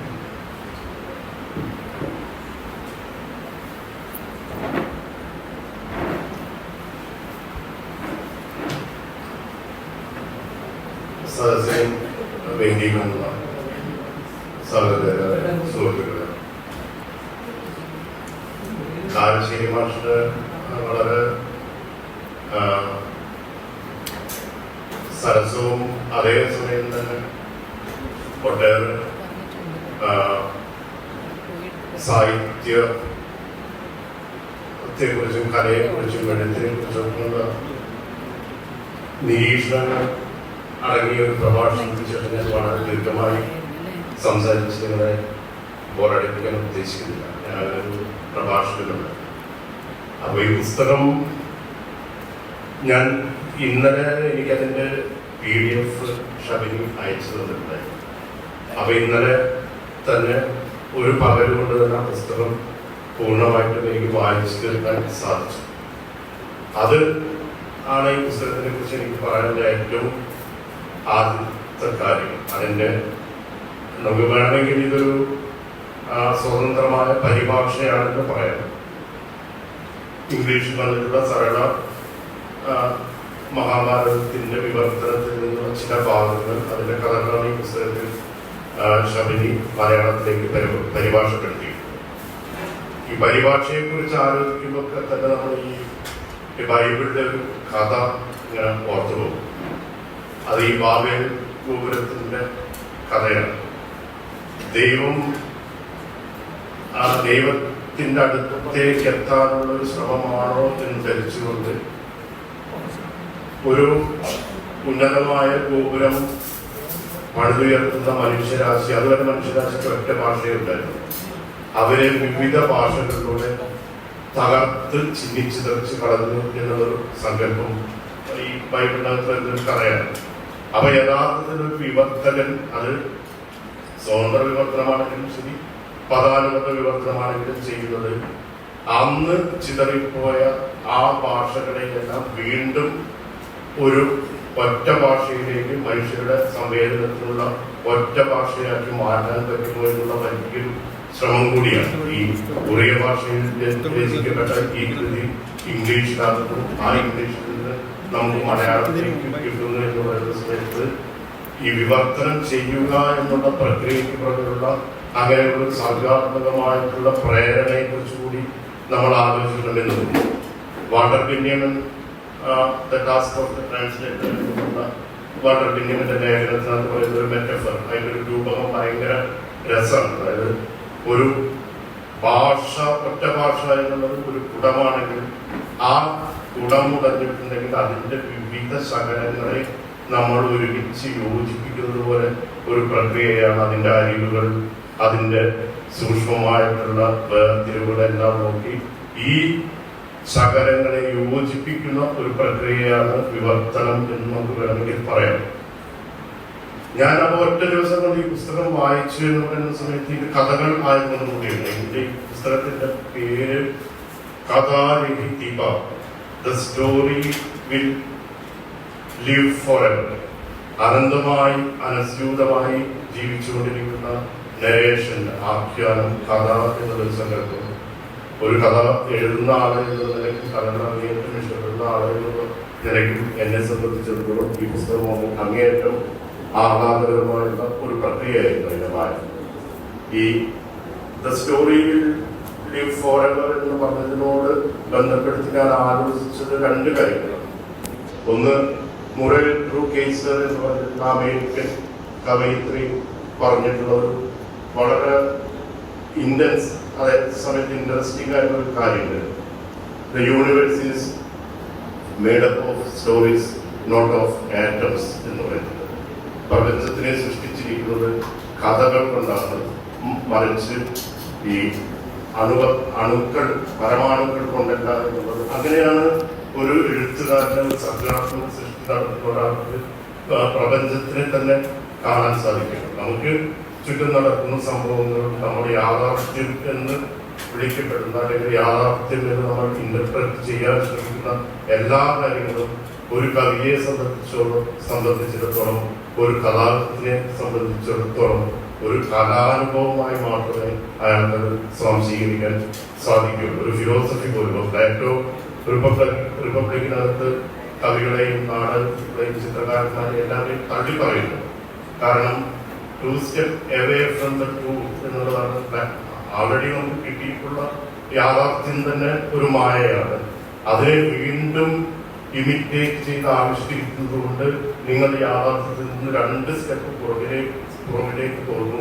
അതിനാൽ എന്റെ റിപ്പബ്ലിക്ക് ഈ കഥയ്ക്കോ കവിതയ്ക്കോ നാടകത്തിനോ യാതൊരു തരത്തിലുള്ള കലാരൂപങ്ങൾക്കോ പ്രവേശനം ഇല്ല എന്ന് പ്ലേറ്റോ വളരെ ശക്തമായി ഫിലോസഫിയുടെ യുക്തി വെച്ചിട്ട് വാദിച്ചിട്ടുണ്ട്. മറിച്ച് ഒരു കഥാകൃത്തിനെ സംബന്ധിച്ചിടത്തോളം, ഒരു കവിയെ സംബന്ധിച്ചിടത്തോളം പ്ലേറ്റോയുടെ റിപ്പബ്ലിക് ഒരു ഫിക്ഷനായിട്ട് നമുക്ക് വായിക്കാൻ സാധിക്കും. അതാണ് ഡെറിഡൻ ചെയ്തിട്ടുള്ള ഒരു കാര്യമാണ്. പ്ലേറ്റോയുടെ റിപ്പബ്ലിക് എന്ന് പറയുന്നത് ഒരു ഫിലോസഫിക്കൽ ടെക്സ്റ്റ് ആണെന്ന് ലോകം മുഴുവൻ പറയുന്ന ആ ഒരു പുസ്തകത്തിനെ നിങ്ങൾക്ക് എങ്ങനെ ഒരു ഫിക്ഷനായിട്ട് വായിക്കാൻ സാധിക്കും? ഒരു കഥാകൃത്തിനെ സംബന്ധിച്ചിടത്തോളം എല്ലാ ഫിലോസഫിയും ഫിക്ഷനാണ്.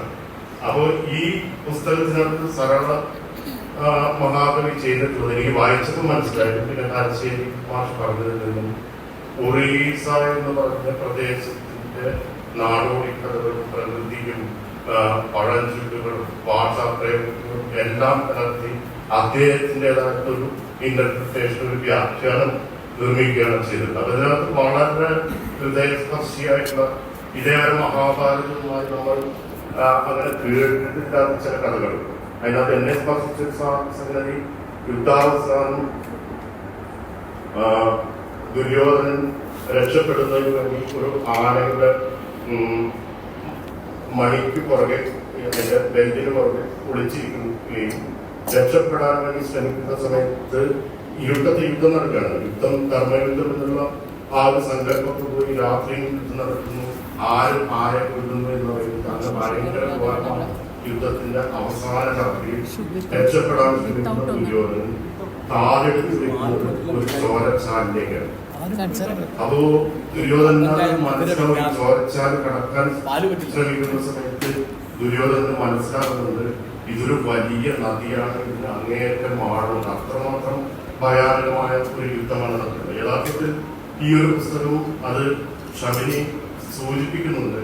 യുദ്ധത്തിന് എതിരായിട്ടുള്ള ഒരു കവിയുടെ പ്രതികരണം കൂടിയാണ് ഈ പുസ്തകം എന്നൊരു കാര്യം ശബരി ഇതിനകത്ത് വാക്യായിട്ട് സൂചിപ്പിക്കുന്നുണ്ട്.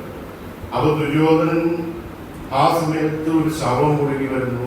ഇരട്ടത്തത് ദുശാസനന്റെ ശവമാണെന്ന് മനസ്സിലാകുന്നു. ആ ശവത്തിൽ കയറി ഈ നദി കടക്കാമെന്ന് പ്രതീക്ഷിക്കുന്നതെങ്കിലും ആ പെട്ടെന്ന് ദുശാസനന്റെ ശവം മുങ്ങിപ്പോ. പിന്നെ കർണന്റെ ശവം വരുന്നു. ഇതുപോലെ ദുര്യോധനന്റെ അടുത്തുള്ള ഓരോ ആളുകളുടെ ശവം വരുന്ന സമയത്തും അതെല്ലാം മുങ്ങിപ്പോയി. അവസാനം ഒരു ശവം കൊണ്ട് അതിന്റെ മുകളിൽ കയറി ആ ശവത്തോട് കടന്ന് ദുര്യോധനന് രക്ഷപ്പെടാൻ പറ്റുന്നത് തൽക്കാലത്തേക്ക്. പക്ഷേ അപ്പോൾ സൂര്യൻ ഉദിക്കുന്ന സമയത്താണ് ദുര്യോധനന് മനസ്സിലാവുന്നത് തന്റെ അവശേഷിച്ചിട്ടുള്ള ഒരേ ഒരു പുത്രന്റെ തലേ ദിവസം ഈ യുദ്ധത്തിൽ നിന്ന് നീ രക്ഷപ്പെടണം, കുരുവംശത്തിൽ ഒരാളെങ്കിലും അവശേഷിക്കണം എന്ന് പറഞ്ഞ് ഉപദേശിച്ചു നിർബന്ധിച്ച് അച്ഛന്റെ ആത്മയെന്ന നിലയിൽ പറഞ്ഞു വിട്ട സ്വന്തം മകന്റെ ശവമാണ് അതെന്ന് ദുര്യോധനൻ മനസ്സിലാക്കുന്ന വലിയൊരു ആ യുദ്ധത്തിന്റെ അബ്സേർഡ് എന്നുള്ള സംഗതി, അതിന്റെ വേദന, അതിന് എല്ലാ കാര്യങ്ങളും മനസ്സിലാക്കുന്ന വലിയ സന്ദർഭം. അതാണ് എന്നെ ഇതിനകത്ത് വായിച്ചത് ഉലച്ച ഒരു സന്ദർഭം. അതേപോലെ യുദ്ധത്തിനെ കുറിച്ച് ഉപയോഗിച്ചുള്ള രൂപം, അതായത് യുദ്ധം നടക്കുന്ന രണ്ട് ശത്രുവിന്റെ മറ്റേ പാണ്ഡവരുടെയും കൗരവന്മാരുടെയും രണ്ട് ഇടങ്ങൾ, അതിനിടയ്ക്കുള്ള ഒരു സ്ഥലത്ത് നാട്ടിയ ഒരു മരത്തിൽ ഭീമന്റെ മകനായിട്ടുള്ള ഒരു നാഗകുമാരന്റെ തല ഈ യുദ്ധം മുഴുവൻ കണ്ടുകൊണ്ടിരിക്കുന്നത്. വലിയ വിഷയം.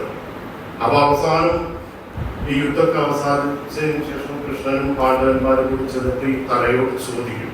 ആ തലയുടെ ഒരു കഥകളുണ്ട്, അത് മുഴുവൻ നമ്മൾ പറഞ്ഞ സ്ഥലങ്ങളിൽ. അപ്പൊ എന്താണ് നീ കണ്ട യുദ്ധം എന്ന് ചോദിക്കും. അപ്പൊ പറയുന്നത് 1000 സൂര്യന്മാരുടെ തേജസ്സുള്ള ഒരു ശക്തി, ഒരു ചക്രം യുദ്ധക്കളത്തിൽ സഞ്ചരിച്ചുകൊണ്ടേയിരിക്കുന്നു.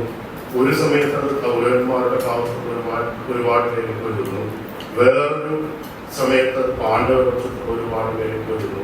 അവർ ഈ മരണം എന്താണ്, യുദ്ധം എന്താണ്, വധം എന്താണ് എന്നുള്ളതിനെ കുറിച്ച് നമുക്ക് കിട്ടാവുന്ന അങ്ങേയറ്റം വേണമെന്ന് സറേനിസ്റ്റൊക്കെ പറയാം. അതുപോലത്തെ ഒരു വലിയ ഇമേജറിയാണ് അതിനകത്ത് ഉപയോഗിച്ചിട്ടുള്ളത്. അപ്പോൾ എന്നെ സംബന്ധിച്ചിടത്തോളം ഇതുപോലെ നമ്മൾ ഈ മഹാഭാരതം കുഞ്ഞുകുട്ടൻ തമ്പുരാന്റെ കാര്യം കാലശ്ശേരി മാഷ് പറഞ്ഞു. ഞാൻ നമ്മുടെ നാട്ടിലുള്ള വായനശാലയിൽ വളരെ കണ്ട് മുഴുവൻ മനസ്സിലായിട്ടുണ്ടല്ല. വിദ്വാൻ കെ പ്രകാശത്തിന്റെ ഈ മഹാഭാരത തർജ്ജമയാണ് വായിച്ചിട്ടുള്ളത്. നമുക്ക് മുഴുവൻ പിടിയിട്ടൊന്നുമില്ല അന്നത്തെ കാലത്ത് ഭഗവത്ഗീത വരുന്ന ഭാഗങ്ങളോ ഈ ധർമ്മോപദേശത്തിന്റെ ഭാഗങ്ങളോ ഒന്നും നമുക്ക് മനസ്സിലായി. പക്ഷെ ഈ കഥ എന്നുള്ളതിലുള്ള ആകർഷണം കാരണം അത് നമുക്ക് മനസ്സിലാക്കാൻ സാധിക്കും കുട്ടിയാവുന്ന സമയത്ത്. അപ്പോ മുറേറോഗീസ് സൂചിപ്പിച്ചതുപോലെ പ്രപഞ്ചം മൊത്തം കഥകൾ കൊണ്ടാണ് നിർമ്മിച്ചിട്ടുള്ളതെങ്കിൽ അതിനകത്തുനിന്ന് ഉണ്ടായിട്ടുള്ള വളരെ സുന്ദരമായിട്ടുള്ള ഒരു കഥയാണ് സരള മഹാഭാരതം എന്നുള്ളത് നമുക്ക് ശബരിയുടെ ഈ ഒരു സർഗപ്രക്രിയയിൽ നിന്ന് മനസ്സിലാക്കാൻ സാധിക്കും. ഇതിനോട് തന്നെ ബന്ധപ്പെട്ട് യോഗവാസിഷ്ടത്തിൽ പറയുന്ന ഒരു കാര്യം, പ്രപഞ്ചം പറയപ്പെടാൻ കാത്തു നിൽക്കുന്ന ഒരു കഥയാണ് എന്ന് പറയുന്നത്. Universe is a tale waiting to be told. ഇനിയും പറഞ്ഞു കഴിഞ്ഞിട്ടില്ല, അത് നമ്മൾ പറയണം എന്നുള്ള ഒരു സംഗതി യോഗവാസിഷ്ടത്തിനകത്ത് വരുന്നത്. അപ്പൊ യോഗവാസിഷ്ടത്തിന്റെ പുറത്തുള്ള കഥ തുടങ്ങുന്നത് ഭയങ്കര രസകരമാണ്. അതായത് ഒരു ദിവസം വിശ്വാമിത്രൻ അയോധ്യയിൽ രാജസദസ്സിൽ വരുമ്പോൾ ദശരഥനെ കാണുമ്പോൾ ശ്രീരാമനെ കാണണം എന്നാണ്. അതോ ശ്രീരാമൻ എവിടെയെന്ന് മനസ്സിലാക്കുന്നത്. കുറച്ച് ദിവസമായിട്ട് ശ്രീരാമൻ കുളിച്ചിട്ടില്ല, ഉറങ്ങിയിട്ടില്ല, ഭക്ഷണം കഴിച്ചിട്ടില്ല, ആകെ വിഷാദവും സുഖവും ബാധിച്ച് അങ്ങനെ കഴിഞ്ഞുകൂടാണ്. അപ്പോ ശ്രീരാമനെ പിടിപ്പിക്കുന്നു, ദശരഥന്റെ മടിയിൽ ഇരുത്തുന്നു. എന്നിട്ട് എന്താണ് ഇതിന്റെ പ്രശ്നം അവനെ ചോദിക്കുന്ന സമയത്ത് അന്ന് ഈ ശ്രീരാമൻ ദശരഥനോട് ജീവിതത്തിനെ കുറിച്ചും മരണത്തെ കുറിച്ചും പ്രപഞ്ചത്തെ കുറിച്ചും ഒക്കെ ചോദിക്കുന്ന ഒരുപാട് ചോദ്യങ്ങളുണ്ട്. ഇന്നിപ്പോ നമ്മൾ കാണുകയാണെങ്കിൽ അത് നമ്മുടെ അസ്തിത്വവാദത്തിന്റെ ബന്ധപ്പെട്ട് ശാസ്ത്രമോ അല്ലെങ്കിൽ ഇത് കംപ്ലീറ്റ് അബ്സൈഡാണെന്നൊക്കെ പറയുന്ന രീതിയിലുള്ള ഇതിന്റെ അബ്സൈഡിറ്റിയാണ് ജീവിതത്തിന്റെ അബ്സൈഡിറ്റി, നിത്യജീവിതത്തിന്റെ അബ്സൈഡിറ്റി, അത് മരണത്തിൽ അവസാനിക്കുന്നതിന്റെ സംഗതികൾ. ഇതൊക്കെയാണ് ശ്രീരാമന്റെ വളരെ തത്വചിന്താധിഷ്ഠിതമായ ചോദ്യങ്ങളാണ് ശ്രീരാമൻ അച്ഛനോട് ചോദിക്കുന്നത്. അപ്പോ വിശ്വാമിത്രനോട് ഇതിന് മറുപടി പറഞ്ഞു കൊടുക്കാമോ എന്ന് ദശരഥൻ ചോദിക്കും. അപ്പൊ വിശ്വാമിത്രൻ ചിരിച്ചുകൊണ്ട് പറയും, ഞാനെന്താ ഇത് പറയുന്നത്, ഇത് വസിഷ്ഠൻ എന്ന് പറയുന്ന രാജഗുരു, അയാളാണ് ഈ കുട്ടിക്ക് ഇത് പറഞ്ഞു കൊടുക്കുന്നത്. 14 വയസ്സുള്ള കുട്ടിക്ക് വസിഷ്ഠൻ ഈ നമ്മൾ അതിന്റെ ഫിലോസഫിയിലും മറ്റു കാര്യങ്ങളിലും നമുക്ക് വ്യത്യാസം ഉണ്ടാകും. പക്ഷെ ഉപനിഷത്ത് ദർശനങ്ങൾ എന്ന് പറയുന്നതിന്റെ കടമ്പ് എന്താണെന്നത് പരിപൂർണമായിട്ടും കഥകളിൽ കൂടെ പറഞ്ഞു യോഗവാസിഷ്ടം എന്നുള്ള ആ വാക്ക്. അപ്പൊ യോഗവാസിഷ്ടത്തിനകത്താണ് പറയുന്നത് പ്രപഞ്ചം പറയപ്പെടാനിരിക്കുന്ന ഒരു കഥയാണ് എന്നത്. അത് ആ രീതിയിൽ ചിന്തിക്കുന്നതാണ് ഈ പുസ്തകം വായിക്കുമ്പോഴും ഒരു കഥ എഴുതുമ്പോഴൊക്കെ എനിക്കുള്ളൊരു, എന്നെ സംബന്ധിച്ചോളം അതിലൊരു സുഖം. ഇത് കഥ പറച്ചിൽ എന്നുള്ളത് വളരെ അനുസ്യൂതമായിട്ടുള്ള ഒരു പ്രക്രിയയാണെന്നും അതിനകത്ത് വന്നു നിന്ന് ചില കഥകൾ പറഞ്ഞു പോകുന്ന ആളുകൾ മാത്രമാണ് നമ്മൾ എഴുത്തുകാർ എന്നുള്ള ഒരു ചിന്ത നൽകുന്ന വലിയൊരു ആശ്വാസമുണ്ട്. കാഴ്ചയിൽ മാഷ് സൂചിപ്പിച്ചു എഴുത്തച്ഛൻ ഭക്തി സരള മഹാകവിയെ സംബന്ധിച്ചോളം സരളാദേവി അതിനകത്ത് തുടക്കത്തിൽ പറയുന്നത് ഞാനല്ല എഴുതുന്നത്, ദേവി എന്നെ കൊണ്ട് എഴുതിപ്പിക്കുകയാണെന്ന് ഇതിനകത്ത് സരള മഹാകവി പറയുന്നത്. ഇത് യഥാർത്ഥത്തിൽ ഇതിനകത്തൊരു പാരമ്പര്യത്തിലുണ്ട്, ഒരു എസ്കേപ്പിസം. മറിച്ച് എൻ്റെ കൃതി, അതിനകത്തുള്ള എൻ്റെ ഉത്തരവാദിത്വം, എൻ്റെ എഴുത്ത് കൂടെ വലിയ ഭാരങ്ങൾ സ്വാധീനിച്ച് കഴിഞ്ഞ് കഴിഞ്ഞാൽ ചിലപ്പോൾ നമ്മളെ സംബന്ധിച്ചിടത്തോളം വളരെ സ്വതന്ത്രമായി എഴുത്ത് എന്ന പ്രക്രിയ സാധ്യമല്ലാതെ, മറിച്ച് ബോർഗസ് പറഞ്ഞിട്ടുള്ള ഒരു സംഗതി, ബോർഗസിനെ സംബന്ധിച്ചിടത്തോളം ബോർഗസ് കഥകളുടെ ഒരു മാധ്യമം മാത്രമാണെന്നാണ് പറയുന്നത്. ആ കഥകൾ വരുന്നു ബോർഗസ് എഴുതിക്കൊണ്ടിരിക്കുന്നു. അല്ലാതെ ഞാനായിട്ട് ഈ കഥ കണ്ടുപിടിച്ച് എഴുത്തുകയാണ് എന്നൊരു അവകാശമാണ് ബോർഗസിനെ സംബന്ധിച്ച പറയുന്നത്. ഇതേ ഒരു പ്രക്രിയ തന്നെയാണ് എനിക്ക് തോന്നുന്നത് നമ്മുടെ ക്ലാസിക്കലായിട്ടുള്ള ടെക്സ്റ്റുകളിൽ ഒക്കെ ഓതേഴ്സ് സ്വീകരിച്ചിട്ടുണ്ട്. കാരണം ഒരു വലിയ ഉത്തരവാദിത്തത്തിൽ നിന്ന് ഒഴിവാണ്. ഈ പ്രൂസ്റ്റിന്റെ വളരെ പ്രശസ്തമായ റിമംബ്രൻസ് ഓഫ് തിങ്സ് പാസ്റ്റ് പോലുള്ള നോവൽ പ്രൂസ്റ്റ് പറഞ്ഞിട്ടുള്ള കാര്യം, എഴുത്ത് എന്ന് പറഞ്ഞ പ്രക്രിയയുടെ അമിതഭാരം, അതിന്റെ ഉത്തരവാദിത്വം ഏറ്റെടുക്കാൻ പറ്റാതെ പലരും ആർക്കിടെക്ട്സും ഡോക്ടേഴ്സും എഞ്ചിനീയേഴ്സും ഒക്കെ വഴിമാറി പോയിട്ടുണ്ട്. സർഗാത്മകതയുടെ ഭാരം, ഈ സർഗാത്മകതയുടെ ഭാരം ഒഴിച്ചു വെക്കാൻ വേണ്ടിയിട്ടായിരിക്കാം ചിലപ്പോൾ നമ്മുടെ കവികൾ ഈ ഭക്തി പുസ്തകങ്ങൾ കണ്ടുപിടിച്ചെന്ന് എനിക്ക് ചിലപ്പോൾ തോന്നിയിട്ടുണ്ട്. മറ്റൊരു വരി ഇതിനകത്ത് ഭഗവത്ഗീതയെ കുറിച്ച് പരാമർശിച്ചിട്ടില്ല എന്ന് പറയുന്നത് അതെന്തായാലും കാര്യം എനിക്കറിയില്ല. അത് അതിന്റെ പുറകിൽ സോഷ്യോളജിക്കൽ അല്ലെങ്കിൽ പൊളിറ്റിക്കലായിട്ടുള്ള റീസൺ എന്താണെന്ന് എനിക്കറിയില്ല. കാരണം ഭഗവത്ഗീത പിന്നീട് ആക്ട് ചെയ്യപ്പെട്ടതാണെന്നും പിന്നെ നമുക്ക് തന്നെ അറിയാം ബാലഗംഗാധര തിലകന്റെ ട്രാൻസ്ലേറ്റ് ചെയ്യുന്നതിനൊന്നും മുന്നേ ഭഗവത്ഗീതയ്ക്ക് അത്രമാത്രം വിവർത്തനങ്ങൾ ഉണ്ടായിട്ടില്ല. മറിച്ച് ഈ ബ്രിട്ടീഷ് സാമ്രാജ്യത്തിന്റെ ഭാഗമായിട്ട് സെമിറ്റിക് ടെക്സ്റ്റുകൾക്കുള്ളതുപോലെ ടെക്സ്റ്റ്, ഒരു വിശുദ്ധ ഗ്രന്ഥം ഉണ്ടാക്കണം എന്നുള്ള ഒരു ആലോചന പദ്ധതിയുടെ ഭാഗമാണോ ഭഗവത്ഗീത ഇത്രമാത്രം മുന്നോട്ട് കൊണ്ടുവരുന്നത് നമുക്കറിയില്ല. കാരണം അതിനുശേഷം ആയിരക്കണക്കിന് വിവർത്തനങ്ങളാണ് ഭഗവത്ഗീത ഉണ്ടാവുന്നത്. എങ്ങനെയാണ് ഇത് മഹാഭാരതത്തിൽ പിന്നീട് ചേർക്കപ്പെട്ട ഒരു ടെക്സ്റ്റ്, അതും യുദ്ധത്തിനെ കുറിച്ചുള്ള ഹിംസയെ കുറിച്ചിട്ടുള്ള ഒരു ടെക്സ്റ്റ് എങ്ങനെയാണ് ഇത്രമാത്രം പ്രാബല്യം നേടിയത്? സെമിറ്റിക് പദങ്ങൾക്ക് ഉണ്ടാക്കിയതുപോലെ നിങ്ങൾക്ക് ഒരു വിശുദ്ധ ഗ്രന്ഥം ഉണ്ടാക്കേണ്ട ആവശ്യമായിരുന്നു. അത് നമുക്ക് അറിയില്ല അതിനെക്കുറിച്ച്. പക്ഷേ നമുക്ക് ഭഗവത്ഗീത വേറൊരു തരത്തിൽ വായിക്കാം. അത് യുദ്ധക്കളത്തിൽ നടത്തുന്ന ഒരു സൈക്കോളജിക്കൽ കൗൺസിലിംഗ് ആയിട്ടാണ് ഞാൻ എല്ലായ്പ്പോഴും ഭഗവത്ഗീതയെ കാണാറ്. ഒരു ധർമാധർമ്മങ്ങളുടെ വളരെ ചുഴിഞ്ഞ പ്രശ്നങ്ങൾ മനസ്സിൽ കൊണ്ടു നടക്കുന്ന ഒരു മനുഷ്യനെ ഒരു ഫ്രോയിഡിയൻ കോച്ച് കിടത്തി കൗൺസിലിംഗ് ചെയ്യുന്നത് പോലെ ശ്രീകൃഷ്ണൻ ഒരു കൗൺസിലിംഗ് നടത്തി മറ്റുള്ളവരെ കൊല്ലാത്തിലേക്ക് മാനസികാവസ്ഥയിലേക്ക് എത്തിക്കുന്ന ഒരു സൈക്കോളജിക്കൽ കൗൺസിലിംഗ് ടെക്സ്റ്റാണ് എന്നാണ് എനിക്ക് തോന്നിയത്. നമ്മൾ ഇതിഹാസം അല്ലെങ്കിൽ ഇതുപോലെ പറയുന്ന സമയത്ത് തന്നെ മിക്ക ഈ വിശുദ്ധ ഗ്രന്ഥങ്ങൾ എന്ന് പറഞ്ഞ കാര്യങ്ങളിലേക്ക് ഒരേ ഒരു എന്താ പറയാ ഗ്രന്ഥകർത്താവ് എന്നല്ലെങ്കിലും അതുപോലെ വാർമാനുവൽസ് ആണ്. മരുഭൂമിയിലെ ഗോത്രങ്ങൾ സർവീസിന് വേണ്ടി കണ്ടുപിടിച്ച് വാർമാനുവൽ എന്നുള്ള സംഗതി പിന്നീട് വിശുദ്ധ ഗ്രന്ഥമായി മാറും. ഇതെല്ലാം തന്നെ പക്ഷേ കാരശ്ശേരി മാഷ് പറഞ്ഞതുപോലെ ഇതെല്ലാം നമുക്ക് ഇങ്ങനെ സാഹിത്യം, സർഗാത്മകത, ഭാവന എന്നുള്ള വലിയ മനുഷ്യന്റെ ഭാവനയുടെ ഒരു യാഥാർത്ഥ്യം നിങ്ങൾ തൊട്ടറിയുന്ന ഇമ്പീരിക്കലായിരുന്ന യാഥാർത്ഥ്യത്തേക്കാൾ വലിയൊരു യാഥാർത്ഥ്യമാണ് എന്ന് വിശ്വസിക്കുന്ന ഒരാളാണ് ഒരു കലാകാരൻ. അത് ശില്പിയായാലും ചിത്രകാരനായാലും സംഗീതകാരനായാലും എഴുത്തുകാരനായാലും അവനെ സംബന്ധിച്ചിടത്തോളം ഈ തൊട്ടറിയുന്ന ഇമ്പീരിക്കൽ റിയാലിറ്റി എന്നുള്ളതിനപ്പുറത്ത് അവൻ ഭാവനയിൽ അനുഭവിക്കുന്ന ഒരു യാഥാർത്ഥ്യമുണ്ട്. അത് ഈ യാഥാർത്ഥ്യവുമായി അതിന് ബന്ധമുണ്ട്. അതിന്റെ നീശ പറഞ്ഞതുപോലെ അതിന്റെ ഇന്റർപ്രിട്ടേഷൻ മാത്രമാക്കാം. എന്തൊക്കെ തന്നെയായാലും ആ യാഥാർത്ഥ്യമാണ് അവരെ സംബന്ധിച്ചിടത്തോളം ഏറ്റവും വലിയ യാഥാർത്ഥ്യം. അപ്പോൾ ഷബിനി ഈ പുസ്തകം, ഞാൻ ഈ ഒരു നരേഷൻ ഷബിനിയുടെ ഭാഷയുടെ നമ്മളെ വായിക്കാൻ പ്രേരിപ്പിക്കുന്ന കഥ കേൾക്കാൻ യഥാർത്ഥത്തിൽ നമ്മൾ ഈ പുസ്തകമായി ചെയ്യുന്നത്. ഈ പണ്ട് ഈ അറേബ്യൻ മരുഭൂമിയിലുള്ള സൂക്കുകളിലൊക്കെ കഥ പറയുന്ന ആളുകളുണ്ട്. അവരിങ്ങനെ പഠിപ്പിച്ച് വരും, കഥ ഞാൻ പറഞ്ഞുകൊണ്ടിരിക്കും.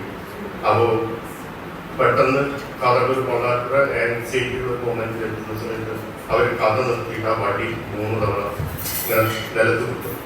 അപ്പോൾ 4 തവണ അതുപോലെ കുറച്ച് നാണയങ്ങൾ കൊടുക്കും, അല്ലെങ്കിൽ ഒരു കവ, ഒരു കോഫി കൊടുക്കും. അതായത് ആസ്വദിച്ച് വീണ്ടും കഥ പറയും. ഈ ഒരു നെഗറ്റീവ് സ്ട്രക്ചറാണ് എനിക്ക് ഷബിനിയുടെ ഈ ഒരു എന്താ പറയുക ആഖ്യാന രീതിയിൽ എനിക്ക് അനുഭവപ്പെട്ടത്. ഒരു കഥ പറയുന്നതിന് മുമ്പ് അതിന് ചെറിയൊരു ഇൻട്രോഡക്ഷൻ, അതിൻ്റെ നേരത്തെ തലശ്ശേരി മാഷ് സൂചിപ്പിച്ചതുപോലെ കവി മറന്നുപോയ കർണൻ പുത്രനാണ് എന്നുള്ള സന്ദർഭം നേരത്തെ സൂചിപ്പിച്ചിട്ടുണ്ട്. പക്ഷെ പിന്നീട് ഒരിക്കൽ വരുമ്പോൾ അത് കവി മറന്നു പോകുന്നു. അപ്പൊ അവിടെയൊക്കെ എന്ന് പറഞ്ഞാൽ ഷബിനി എന്ന് പറഞ്ഞ കഥാകാരി ഈ പണ്ട് സൂക്കൽ കഥ പറയുന്ന ഈ ഒരു സൂഫി സന്യാസിയെ പോലെ വടികളും മൂന്നോളം മാറ്റി എന്നിട്ട് വീണ്ടും വളരെ ലളിതവും സുന്ദരവുമായിട്ടുള്ള ഒരു ഭാഷയിലാണ് ഷബിനിന്റെ വിവർത്തനം നിർവഹിച്ചത്. ഞാൻ ഇതിനു മുന്നേ വായിച്ചത് ഷബിനി എന്ന് പറയുന്ന വാക്കാണ്. മഹാഭാരതവുമായി ബേസ് ചെയ്തിട്ട് മോഡേണിറ്റിന്റെ ഭാഗമായിട്ട് ഒരുപാട് കൃതികൾ നമുക്കറിയാം. ടി കെ ബാലകൃഷ്ണന്റെ ഇതിഹാസം പറഞ്ഞൊക്കെ MP രണ്ടാമതോ യയാതി ഇതുപോലെ PS കാന്തേക്കോ അങ്ങനെ നമുക്ക് വളരെ പ്രശസ്തമായിട്ടും അല്ലാത്തതുമായും ഒരുപാട് കൃതികൾ നമ്മുടെ മുന്നിലുണ്ട്. അക്കൂട്ടത്തിൽ എന്നെ വളരെയധികം ആകർഷിച്ച പുസ്തകം തന്നെയാണ് ഷബിനി എന്ന് പറഞ്ഞ ആ കഥാപാത്രത്തിൽ വേറെ വളരെ ഡിഫറൻ്റ് ആയിട്ടുള്ള ഒരു നരേഷൻ ഷബിനെ സാധിച്ചത്. അതുപോലെ ഇതിനകത്തൊരു കിട്ടിയുള്ള വലിയൊരു സാധനമില്ല. അതായത് ഈ ശകുനി യഥാർത്ഥത്തിൽ ഗാന്ധാരി മറ്റേ ദുര്യോധനന്റെ അമ്മാവനായിട്ടുള്ള ശകുനി ഗാന്ധാരിയുടെ പിതാവ് ദുര്യോധനൻ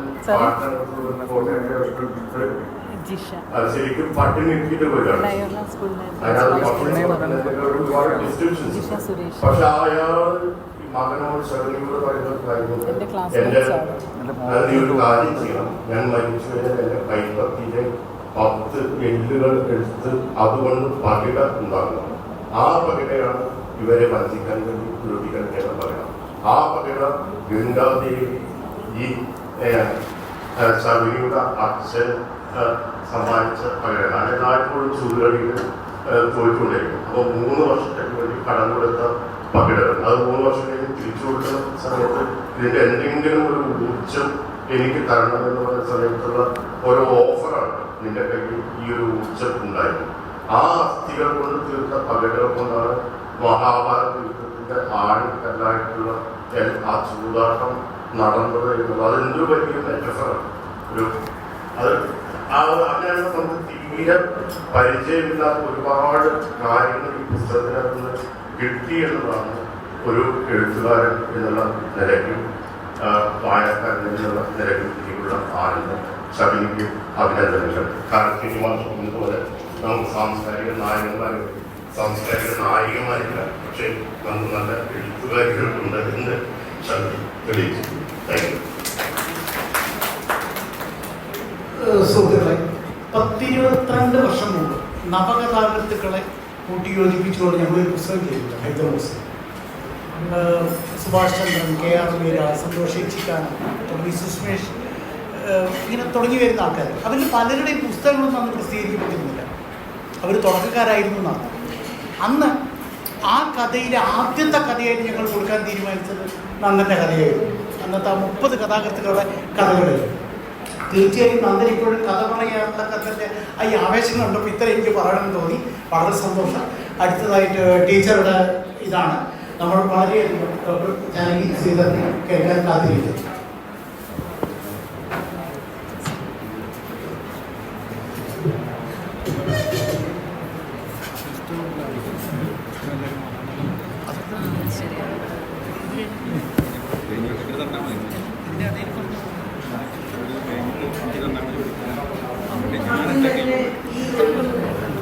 സംരംഭം ഏറ്റെടുത്ത ഷബിനിയുടെ ഈ ഒരു പരിഭാഷ നിർവഹണത്തിന്റെ സന്തോഷവും അഭിനന്ദനങ്ങളും അറിയിക്കുകയാണ്. കാരണം ഇത് തുടങ്ങുന്ന സമയത്ത് തന്നെ ഷബിനി എന്നെ കോൺടാക്ട് ചെയ്തിരുന്നു. അത് ഞാൻ വെറും കാലിക്കറ്റ് യൂണിവേഴ്സിറ്റിയിലെ ഇംഗ്ലീഷ് വിഭാഗം അധ്യാപിക ആയതുകൊണ്ടല്ല, അതൊരു നിമിത്തം മാത്രമേ ആയുള്ളൂ. പിന്നീടാണ് ഷബിനി എന്നെ അറിയുന്നത് 10-30 കൊല്ലം മുമ്പ് ഞാൻ ഗവേഷണം ചെയ്തത് മഹാഭാരതത്തിലാണ് എന്നുള്ളത്. അതുകൊണ്ടാണ് ഷബിനി വീണ്ടും എന്നെ കോൺടാക്ട് ചെയ്യാൻ തുടങ്ങിയത്. ഞങ്ങൾ തമ്മിൽ ഒരു വിനിമയം നടത്തുന്നത്. അപ്പൊ അതുകൊണ്ട് ആദ്യം ഷബിനിയാണ് എൻ്റെ അടുത്ത് എത്തിയത്. ഷബിനി കണ്ടപ്പോൾ തന്നെ എനിക്ക് മനസ്സിലായി ഇനി മഹാഭാരതത്തിൽ നിന്ന് പിന്തിരിഞ്ഞ് പോകാൻ ഷബിനിക്കാവില്ല. കാരണം മഹാഭാരതം ഒരു തക്ഷക ദർശനം പോലെയാണ്. അതിൽ ഒന്ന് കയറി കഴിഞ്ഞാൽ പിന്നെ നമ്മൾ അതിൽ പെട്ടുപോകും. അതുകൊണ്ടായിരിക്കാം മഹാഭാരതം വായിക്കരുത് എന്ന് പറയുന്നത്. കാരണം അത്രയും ഫാസിനേറ്റിംഗ് ആണ് എപ്പിക്. ഇപ്പൊ നേരത്തെ നന്ദകുമാർ സൂചിപ്പിച്ചല്ലോ ആ ദുര്യോധനന്റെ ബാക്ക് സ്റ്റോറി. ഇതിനെ പറഞ്ഞു പോയാൽ നമുക്ക് അനന്തമായിട്ട് വേറെ മഹാഭാരതങ്ങൾ ഉണ്ടാവേണ്ടി വരും. ആ മഹാഭാരതം തന്നെയാണ് ഇപ്പൊ സർവ Mahabharatam. It is not a translation, it is another rendition എന്നാണ് പറയുന്നത്. അതൊരു പരിഭാഷയല്ലാതെ വേറൊരു മഹാഭാരതം തന്നെയാണ്. നമ്മൾ മെനി രാമായണാസ് എന്ന് പറയുന്നുണ്ട്, there are many Mahabharatas also, and it's very important.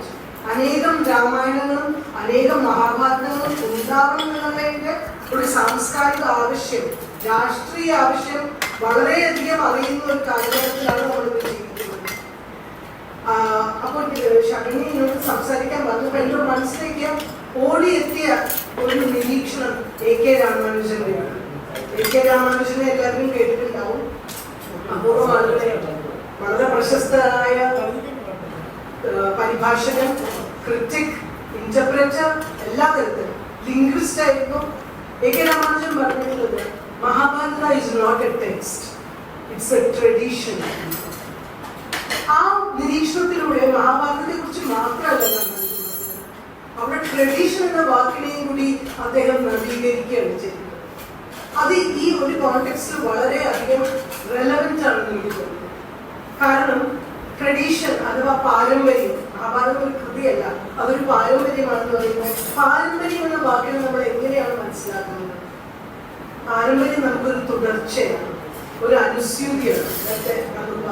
ഒരു അനുസ്യൂതിയാണ്. അതേസമയം പാരമ്പര്യത്തിൽ നമ്മൾ വേറൊരു ഡയമെൻഷൻ ഉണ്ട്, ഒരു അടഞ്ഞ വ്യവസ്ഥ, അതിൽ നിന്ന് മാറ്റങ്ങളില്ലാത്ത ഒരു വ്യവസ്ഥ എന്നൊരു കൊടുത്തിട്ടുണ്ട്. പക്ഷേ അതിനെയാണ് രാമാനുജൻ അഴിച്ചുപെടുന്നത്. മഹാഭാരതം ഒരു പാരമ്പര്യമാണെന്ന് പറയുമ്പോൾ അതൊരു ഓപ്പൺ എൻഡഡ് ടെക്സ്റ്റാണ്.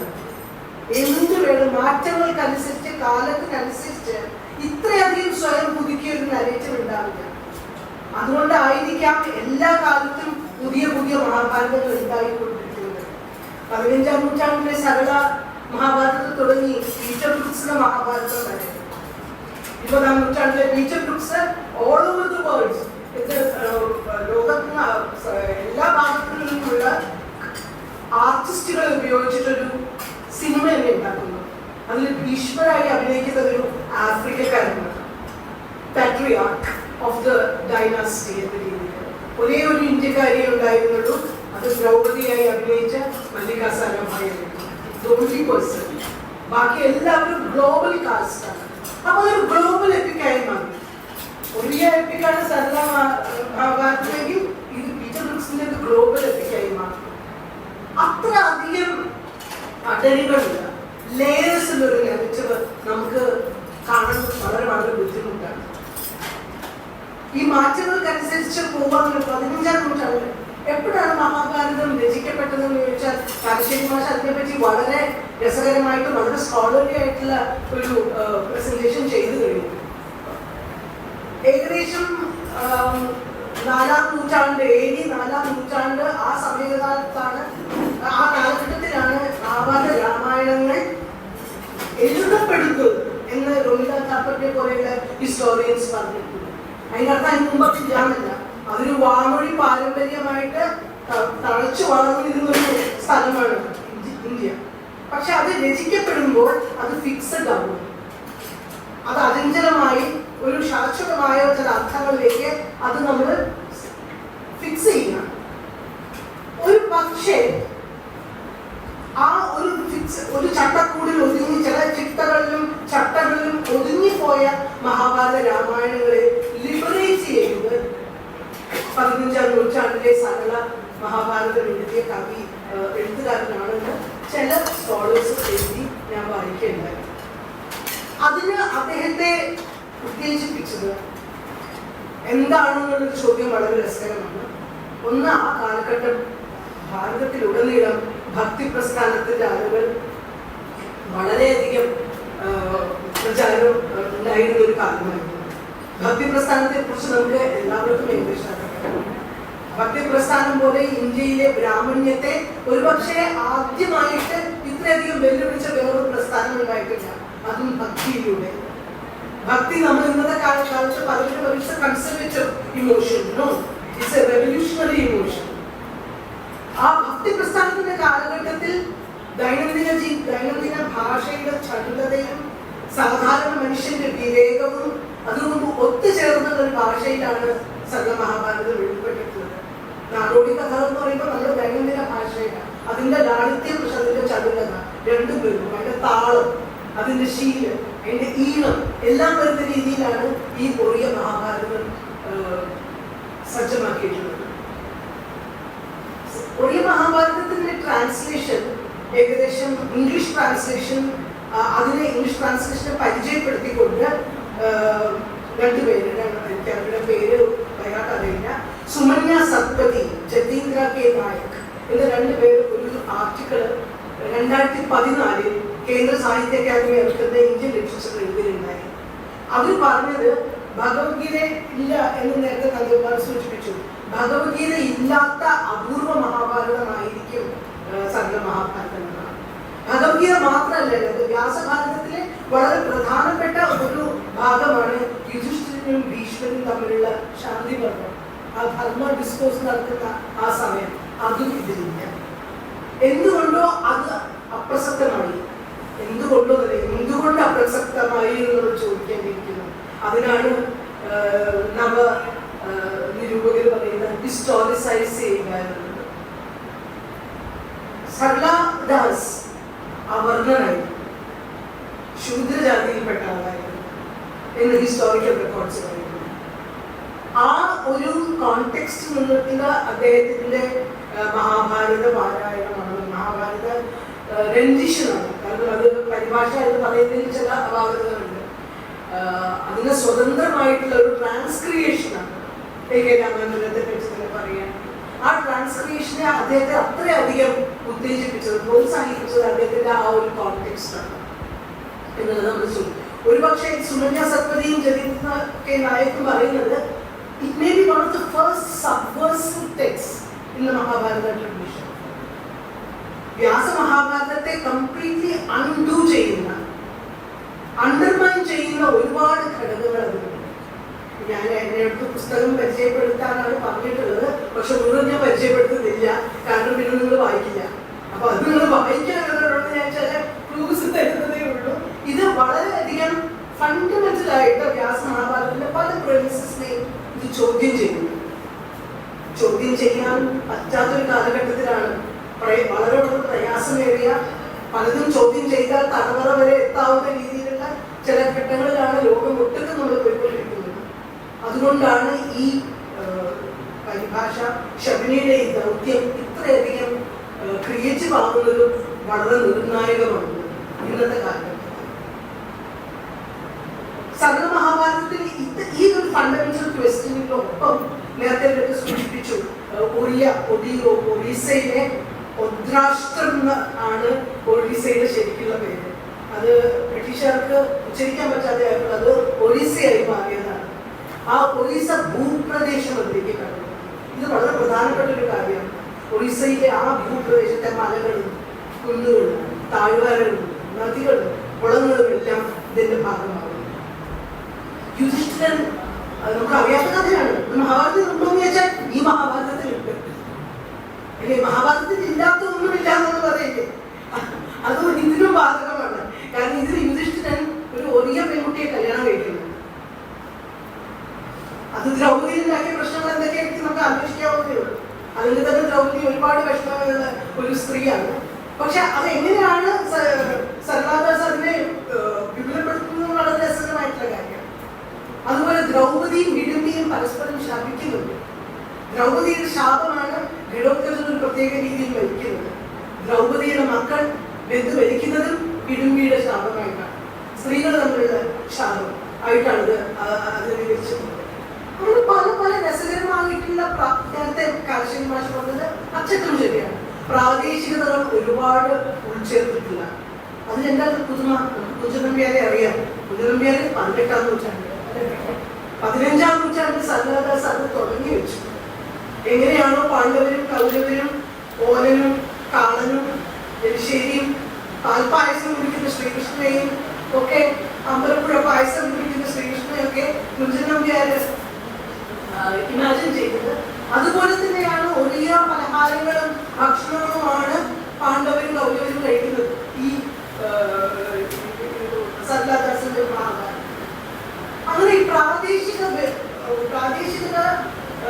പ്രാദേശിക ഭേദങ്ങൾ നമ്മൾ ഒരുപാട് കാണുന്നു. സല്ലാദാസിന് മാത്രമല്ല, ബംഗാളിലെ കാശിനാഥിന്റെ കവി സഞ്ജയിലെ മഹാഭാരതത്തിലൊക്കെ നമ്മൾ അതാത് പ്രദേശങ്ങളുടെ ഒരു അസർഷൻ കാണുന്നു. ഇവിടെയാണ് വളരെ ഇൻട്രസ്റ്റിംഗ് ആയിട്ടുള്ള ഒരു കാര്യം ഷെൽഡൻ പൊള്ളോക്കിനെ പോലെയുള്ള ഒരു സാൻസ്ക്രിറ്റ് ക്രിട്ടിക്കൽ ഹിസ്റ്റോറിയൻ പറഞ്ഞിട്ടുള്ളത്. പ്രാദേശിക ഭാഷകളിലൂടെ നിങ്ങൾ രാമായണ മഹാഭാരതങ്ങളെ ആലോചിച്ചപ്പോൾ അതൊരു കൾച്ചറൽ അസർട്ട് ടൈമാണ്. വെറുതെ ഒന്നും ഭാരതകഥ എന്റെ ഭാഷയിൽ പറയല്ല, എന്റെ ഭാഷയെ കൂടി ഞാൻ പുതുക്കുകയാണ് ചെയ്തത്. ഒരു എപ്പിക് അതിന് ജനിക്കുമ്പോൾ അത്രയും ഭാഷ വളരണം, തെളിപ്പിക്കേണ്ടിയിരിക്കുന്നു, ഭാഷ അത്രയും വികസിക്കേണ്ടിയിരിക്കുന്നു. ആ ഭാഷയുടെ സ്വന്തം സംസ്കാരത്തിന്റെ അസേഷനാണ്. ഇത് വളരെ പ്രധാനപ്പെട്ട ഒരു തുടർച്ചയാണ് ഇന്ത്യൻ പാരമ്പര്യം. ട്രഡീഷനെ കുറിച്ച് പറയുമ്പോൾ it's not just conformity. Tradition is revolution also, resistance also, questioning also. So that is what this Mahabharata, its articulation, പ്രത്യേകിച്ച് ഇപ്പോൾ ഷബനി ചെയ്തിട്ടുള്ള ഒരു കൾച്ചറൽ ആക്ടിവിസം കൂടിയാണ്. പിന്നെ നമ്മുടെ മുന്നിൽ വലിയ ചോദ്യം, അല്ലെങ്കിൽ എന്റെ ചോദ്യം എനിക്ക് നിങ്ങളോട് തന്നെ ഞാൻ ചോദിച്ചതെന്ന് വെച്ചാൽ, എന്തുകൊണ്ട് സകല മഹാഭാരതം നമുക്ക് അറിയുന്നില്ല? എന്തുകൊണ്ട് ഇപ്പോൾ നമ്മൾ അറിയുന്നു? വളരെ ഇൻട്രസ്റ്റിംഗ്. 20ാം നൂറ്റാണ്ടില് നമ്മളൊരിക്കലും മഹാഭാരതത്തെ മറന്നിട്ടില്ല. മറന്നിട്ടില്ല എന്ന് മാത്രമല്ല, മഹാഭാരതത്തിൽ പ്രത്യേക രീതിയിൽ എഡിറ്റ് ചെയ്ത് മാറ്റാൻ ഒരു വലിയ പ്രോജക്റ്റ് അല്ലേ ഇന്ത്യ ഗവൺമെന്റ് ഉണ്ടായിരുന്നു. ഭണ്ഡാർക്കർ ഓറിയന്റൽ റിസർച്ച് ഇൻസ്റ്റിറ്റ്യൂട്ട് എന്ന പുനെ ഇൻസ്റ്റിറ്റ്യൂട്ട് BS സൂക്താങ്കർ എന്ന അതിഗംഭീര വളരെ സംസ്കൃത വിശാരദനായ ഒരു സ്കോളറിന്റെ നേതൃത്വത്തിൽ ഒരു വലിയ ടീം തന്നെ, മാഷമൊക്കെ 12 ആളുകളാണ് ചെയ്തത്, ഒരു വലിയ ടീം തന്നെ മഹാഭാരതത്തെ സ്റ്റാൻഡർഡൈസ് ചെയ്യാൻ നിയോഗിക്കപ്പെട്ടു. സ്റ്റാൻഡർഡൈസ് ചെയ്യാമെന്ന് എന്താ ഉദ്ദേശിക്കുന്നത്? സ്റ്റാൻഡർഡൈസ് ചെയ്യുമ്പോൾ സർവമഹാഭാരതം ഉണ്ടാവില്ല, അത് ഫുട്നോട്ടായി മാറും. എന്താണ് സൂക്താങ്കർ ടീം ചെയ്തത്? അതൊരു നാഷണൽ പ്രോജക്റ്റ് ആയിരുന്നു. അതിനെ നമുക്ക് ഏറ്റവും അധികം നിർബന്ധിച്ചത് കൊളോണിയൽ ബ്രിട്ടീഷുകാരായിട്ടുള്ള സ്കോളേഴ്സ്, പ്രൊഫസർ വിൻസെന്റിനെ പോലെയുള്ള ആളുകളാണ്. എന്താണ് നിങ്ങളുടെ എത്തിക്സ് പ്രശ്നം?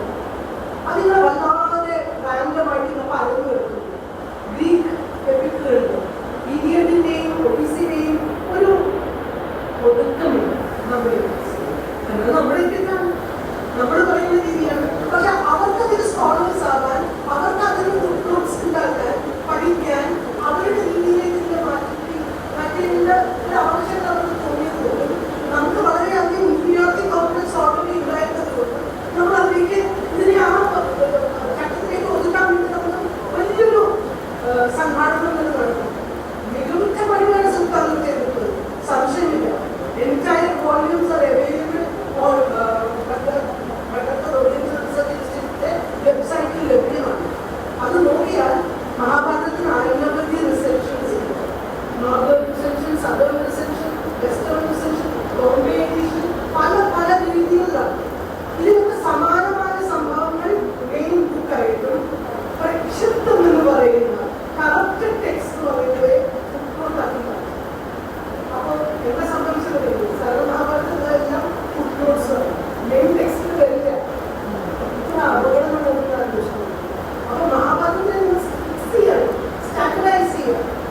അവിടെയാണ് ഈ ശബരി ചെയ്ത ഈ പരിഭാഷയും നമ്മളെ അതിന്റെ ശ്രദ്ധയിലേക്ക് കൊണ്ടുപോകുന്നത് വളരെയധികം. അതുകൊണ്ടാണ് ഞാൻ പറഞ്ഞത് ഇൻസർവേഷൻ, ഇറ്റ്സ് എൻ ആക്ടിവിസം.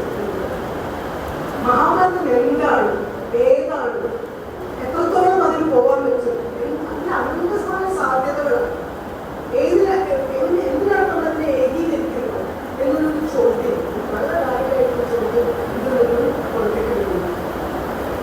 ആ ട്രഡീഷൻ വളരെ വളരെയധികം പടർന്ന് പന്തലിച്ച് ഇനിയും പുതിയ പുതിയ വാദങ്ങളും പുതിയ പുതിയ കാഴ്ചപ്പാടുകളും പുതിയ പുതിയ കഥകളും നമ്മൾ കഥ പറയുന്നതാണ്. Universe is made of stories എന്ന് പറയുമ്പോൾ Mahabharata is a very important story for which we make sense of our lives. നമ്മൾ സ്റ്റോറീസ് ഉണ്ടാക്കുന്ന ലക്ഷൻസ് മാത്രമല്ല, കഥകളിലൂടെയാണ് നമ്മൾ യഥാർത്ഥ ജീവിതത്തെ മനസ്സിലാക്കുന്നത്. അതുകൊണ്ടാണ് കഥ വളരെ പ്രധാനമാണ്, സങ്കല്പമാണ്. മഹാഭാരതം ആ സങ്കല്പത്തെ വളരെയധികം പുഷ്ടിപ്പെടുത്തിയിട്ടുള്ള ഒരു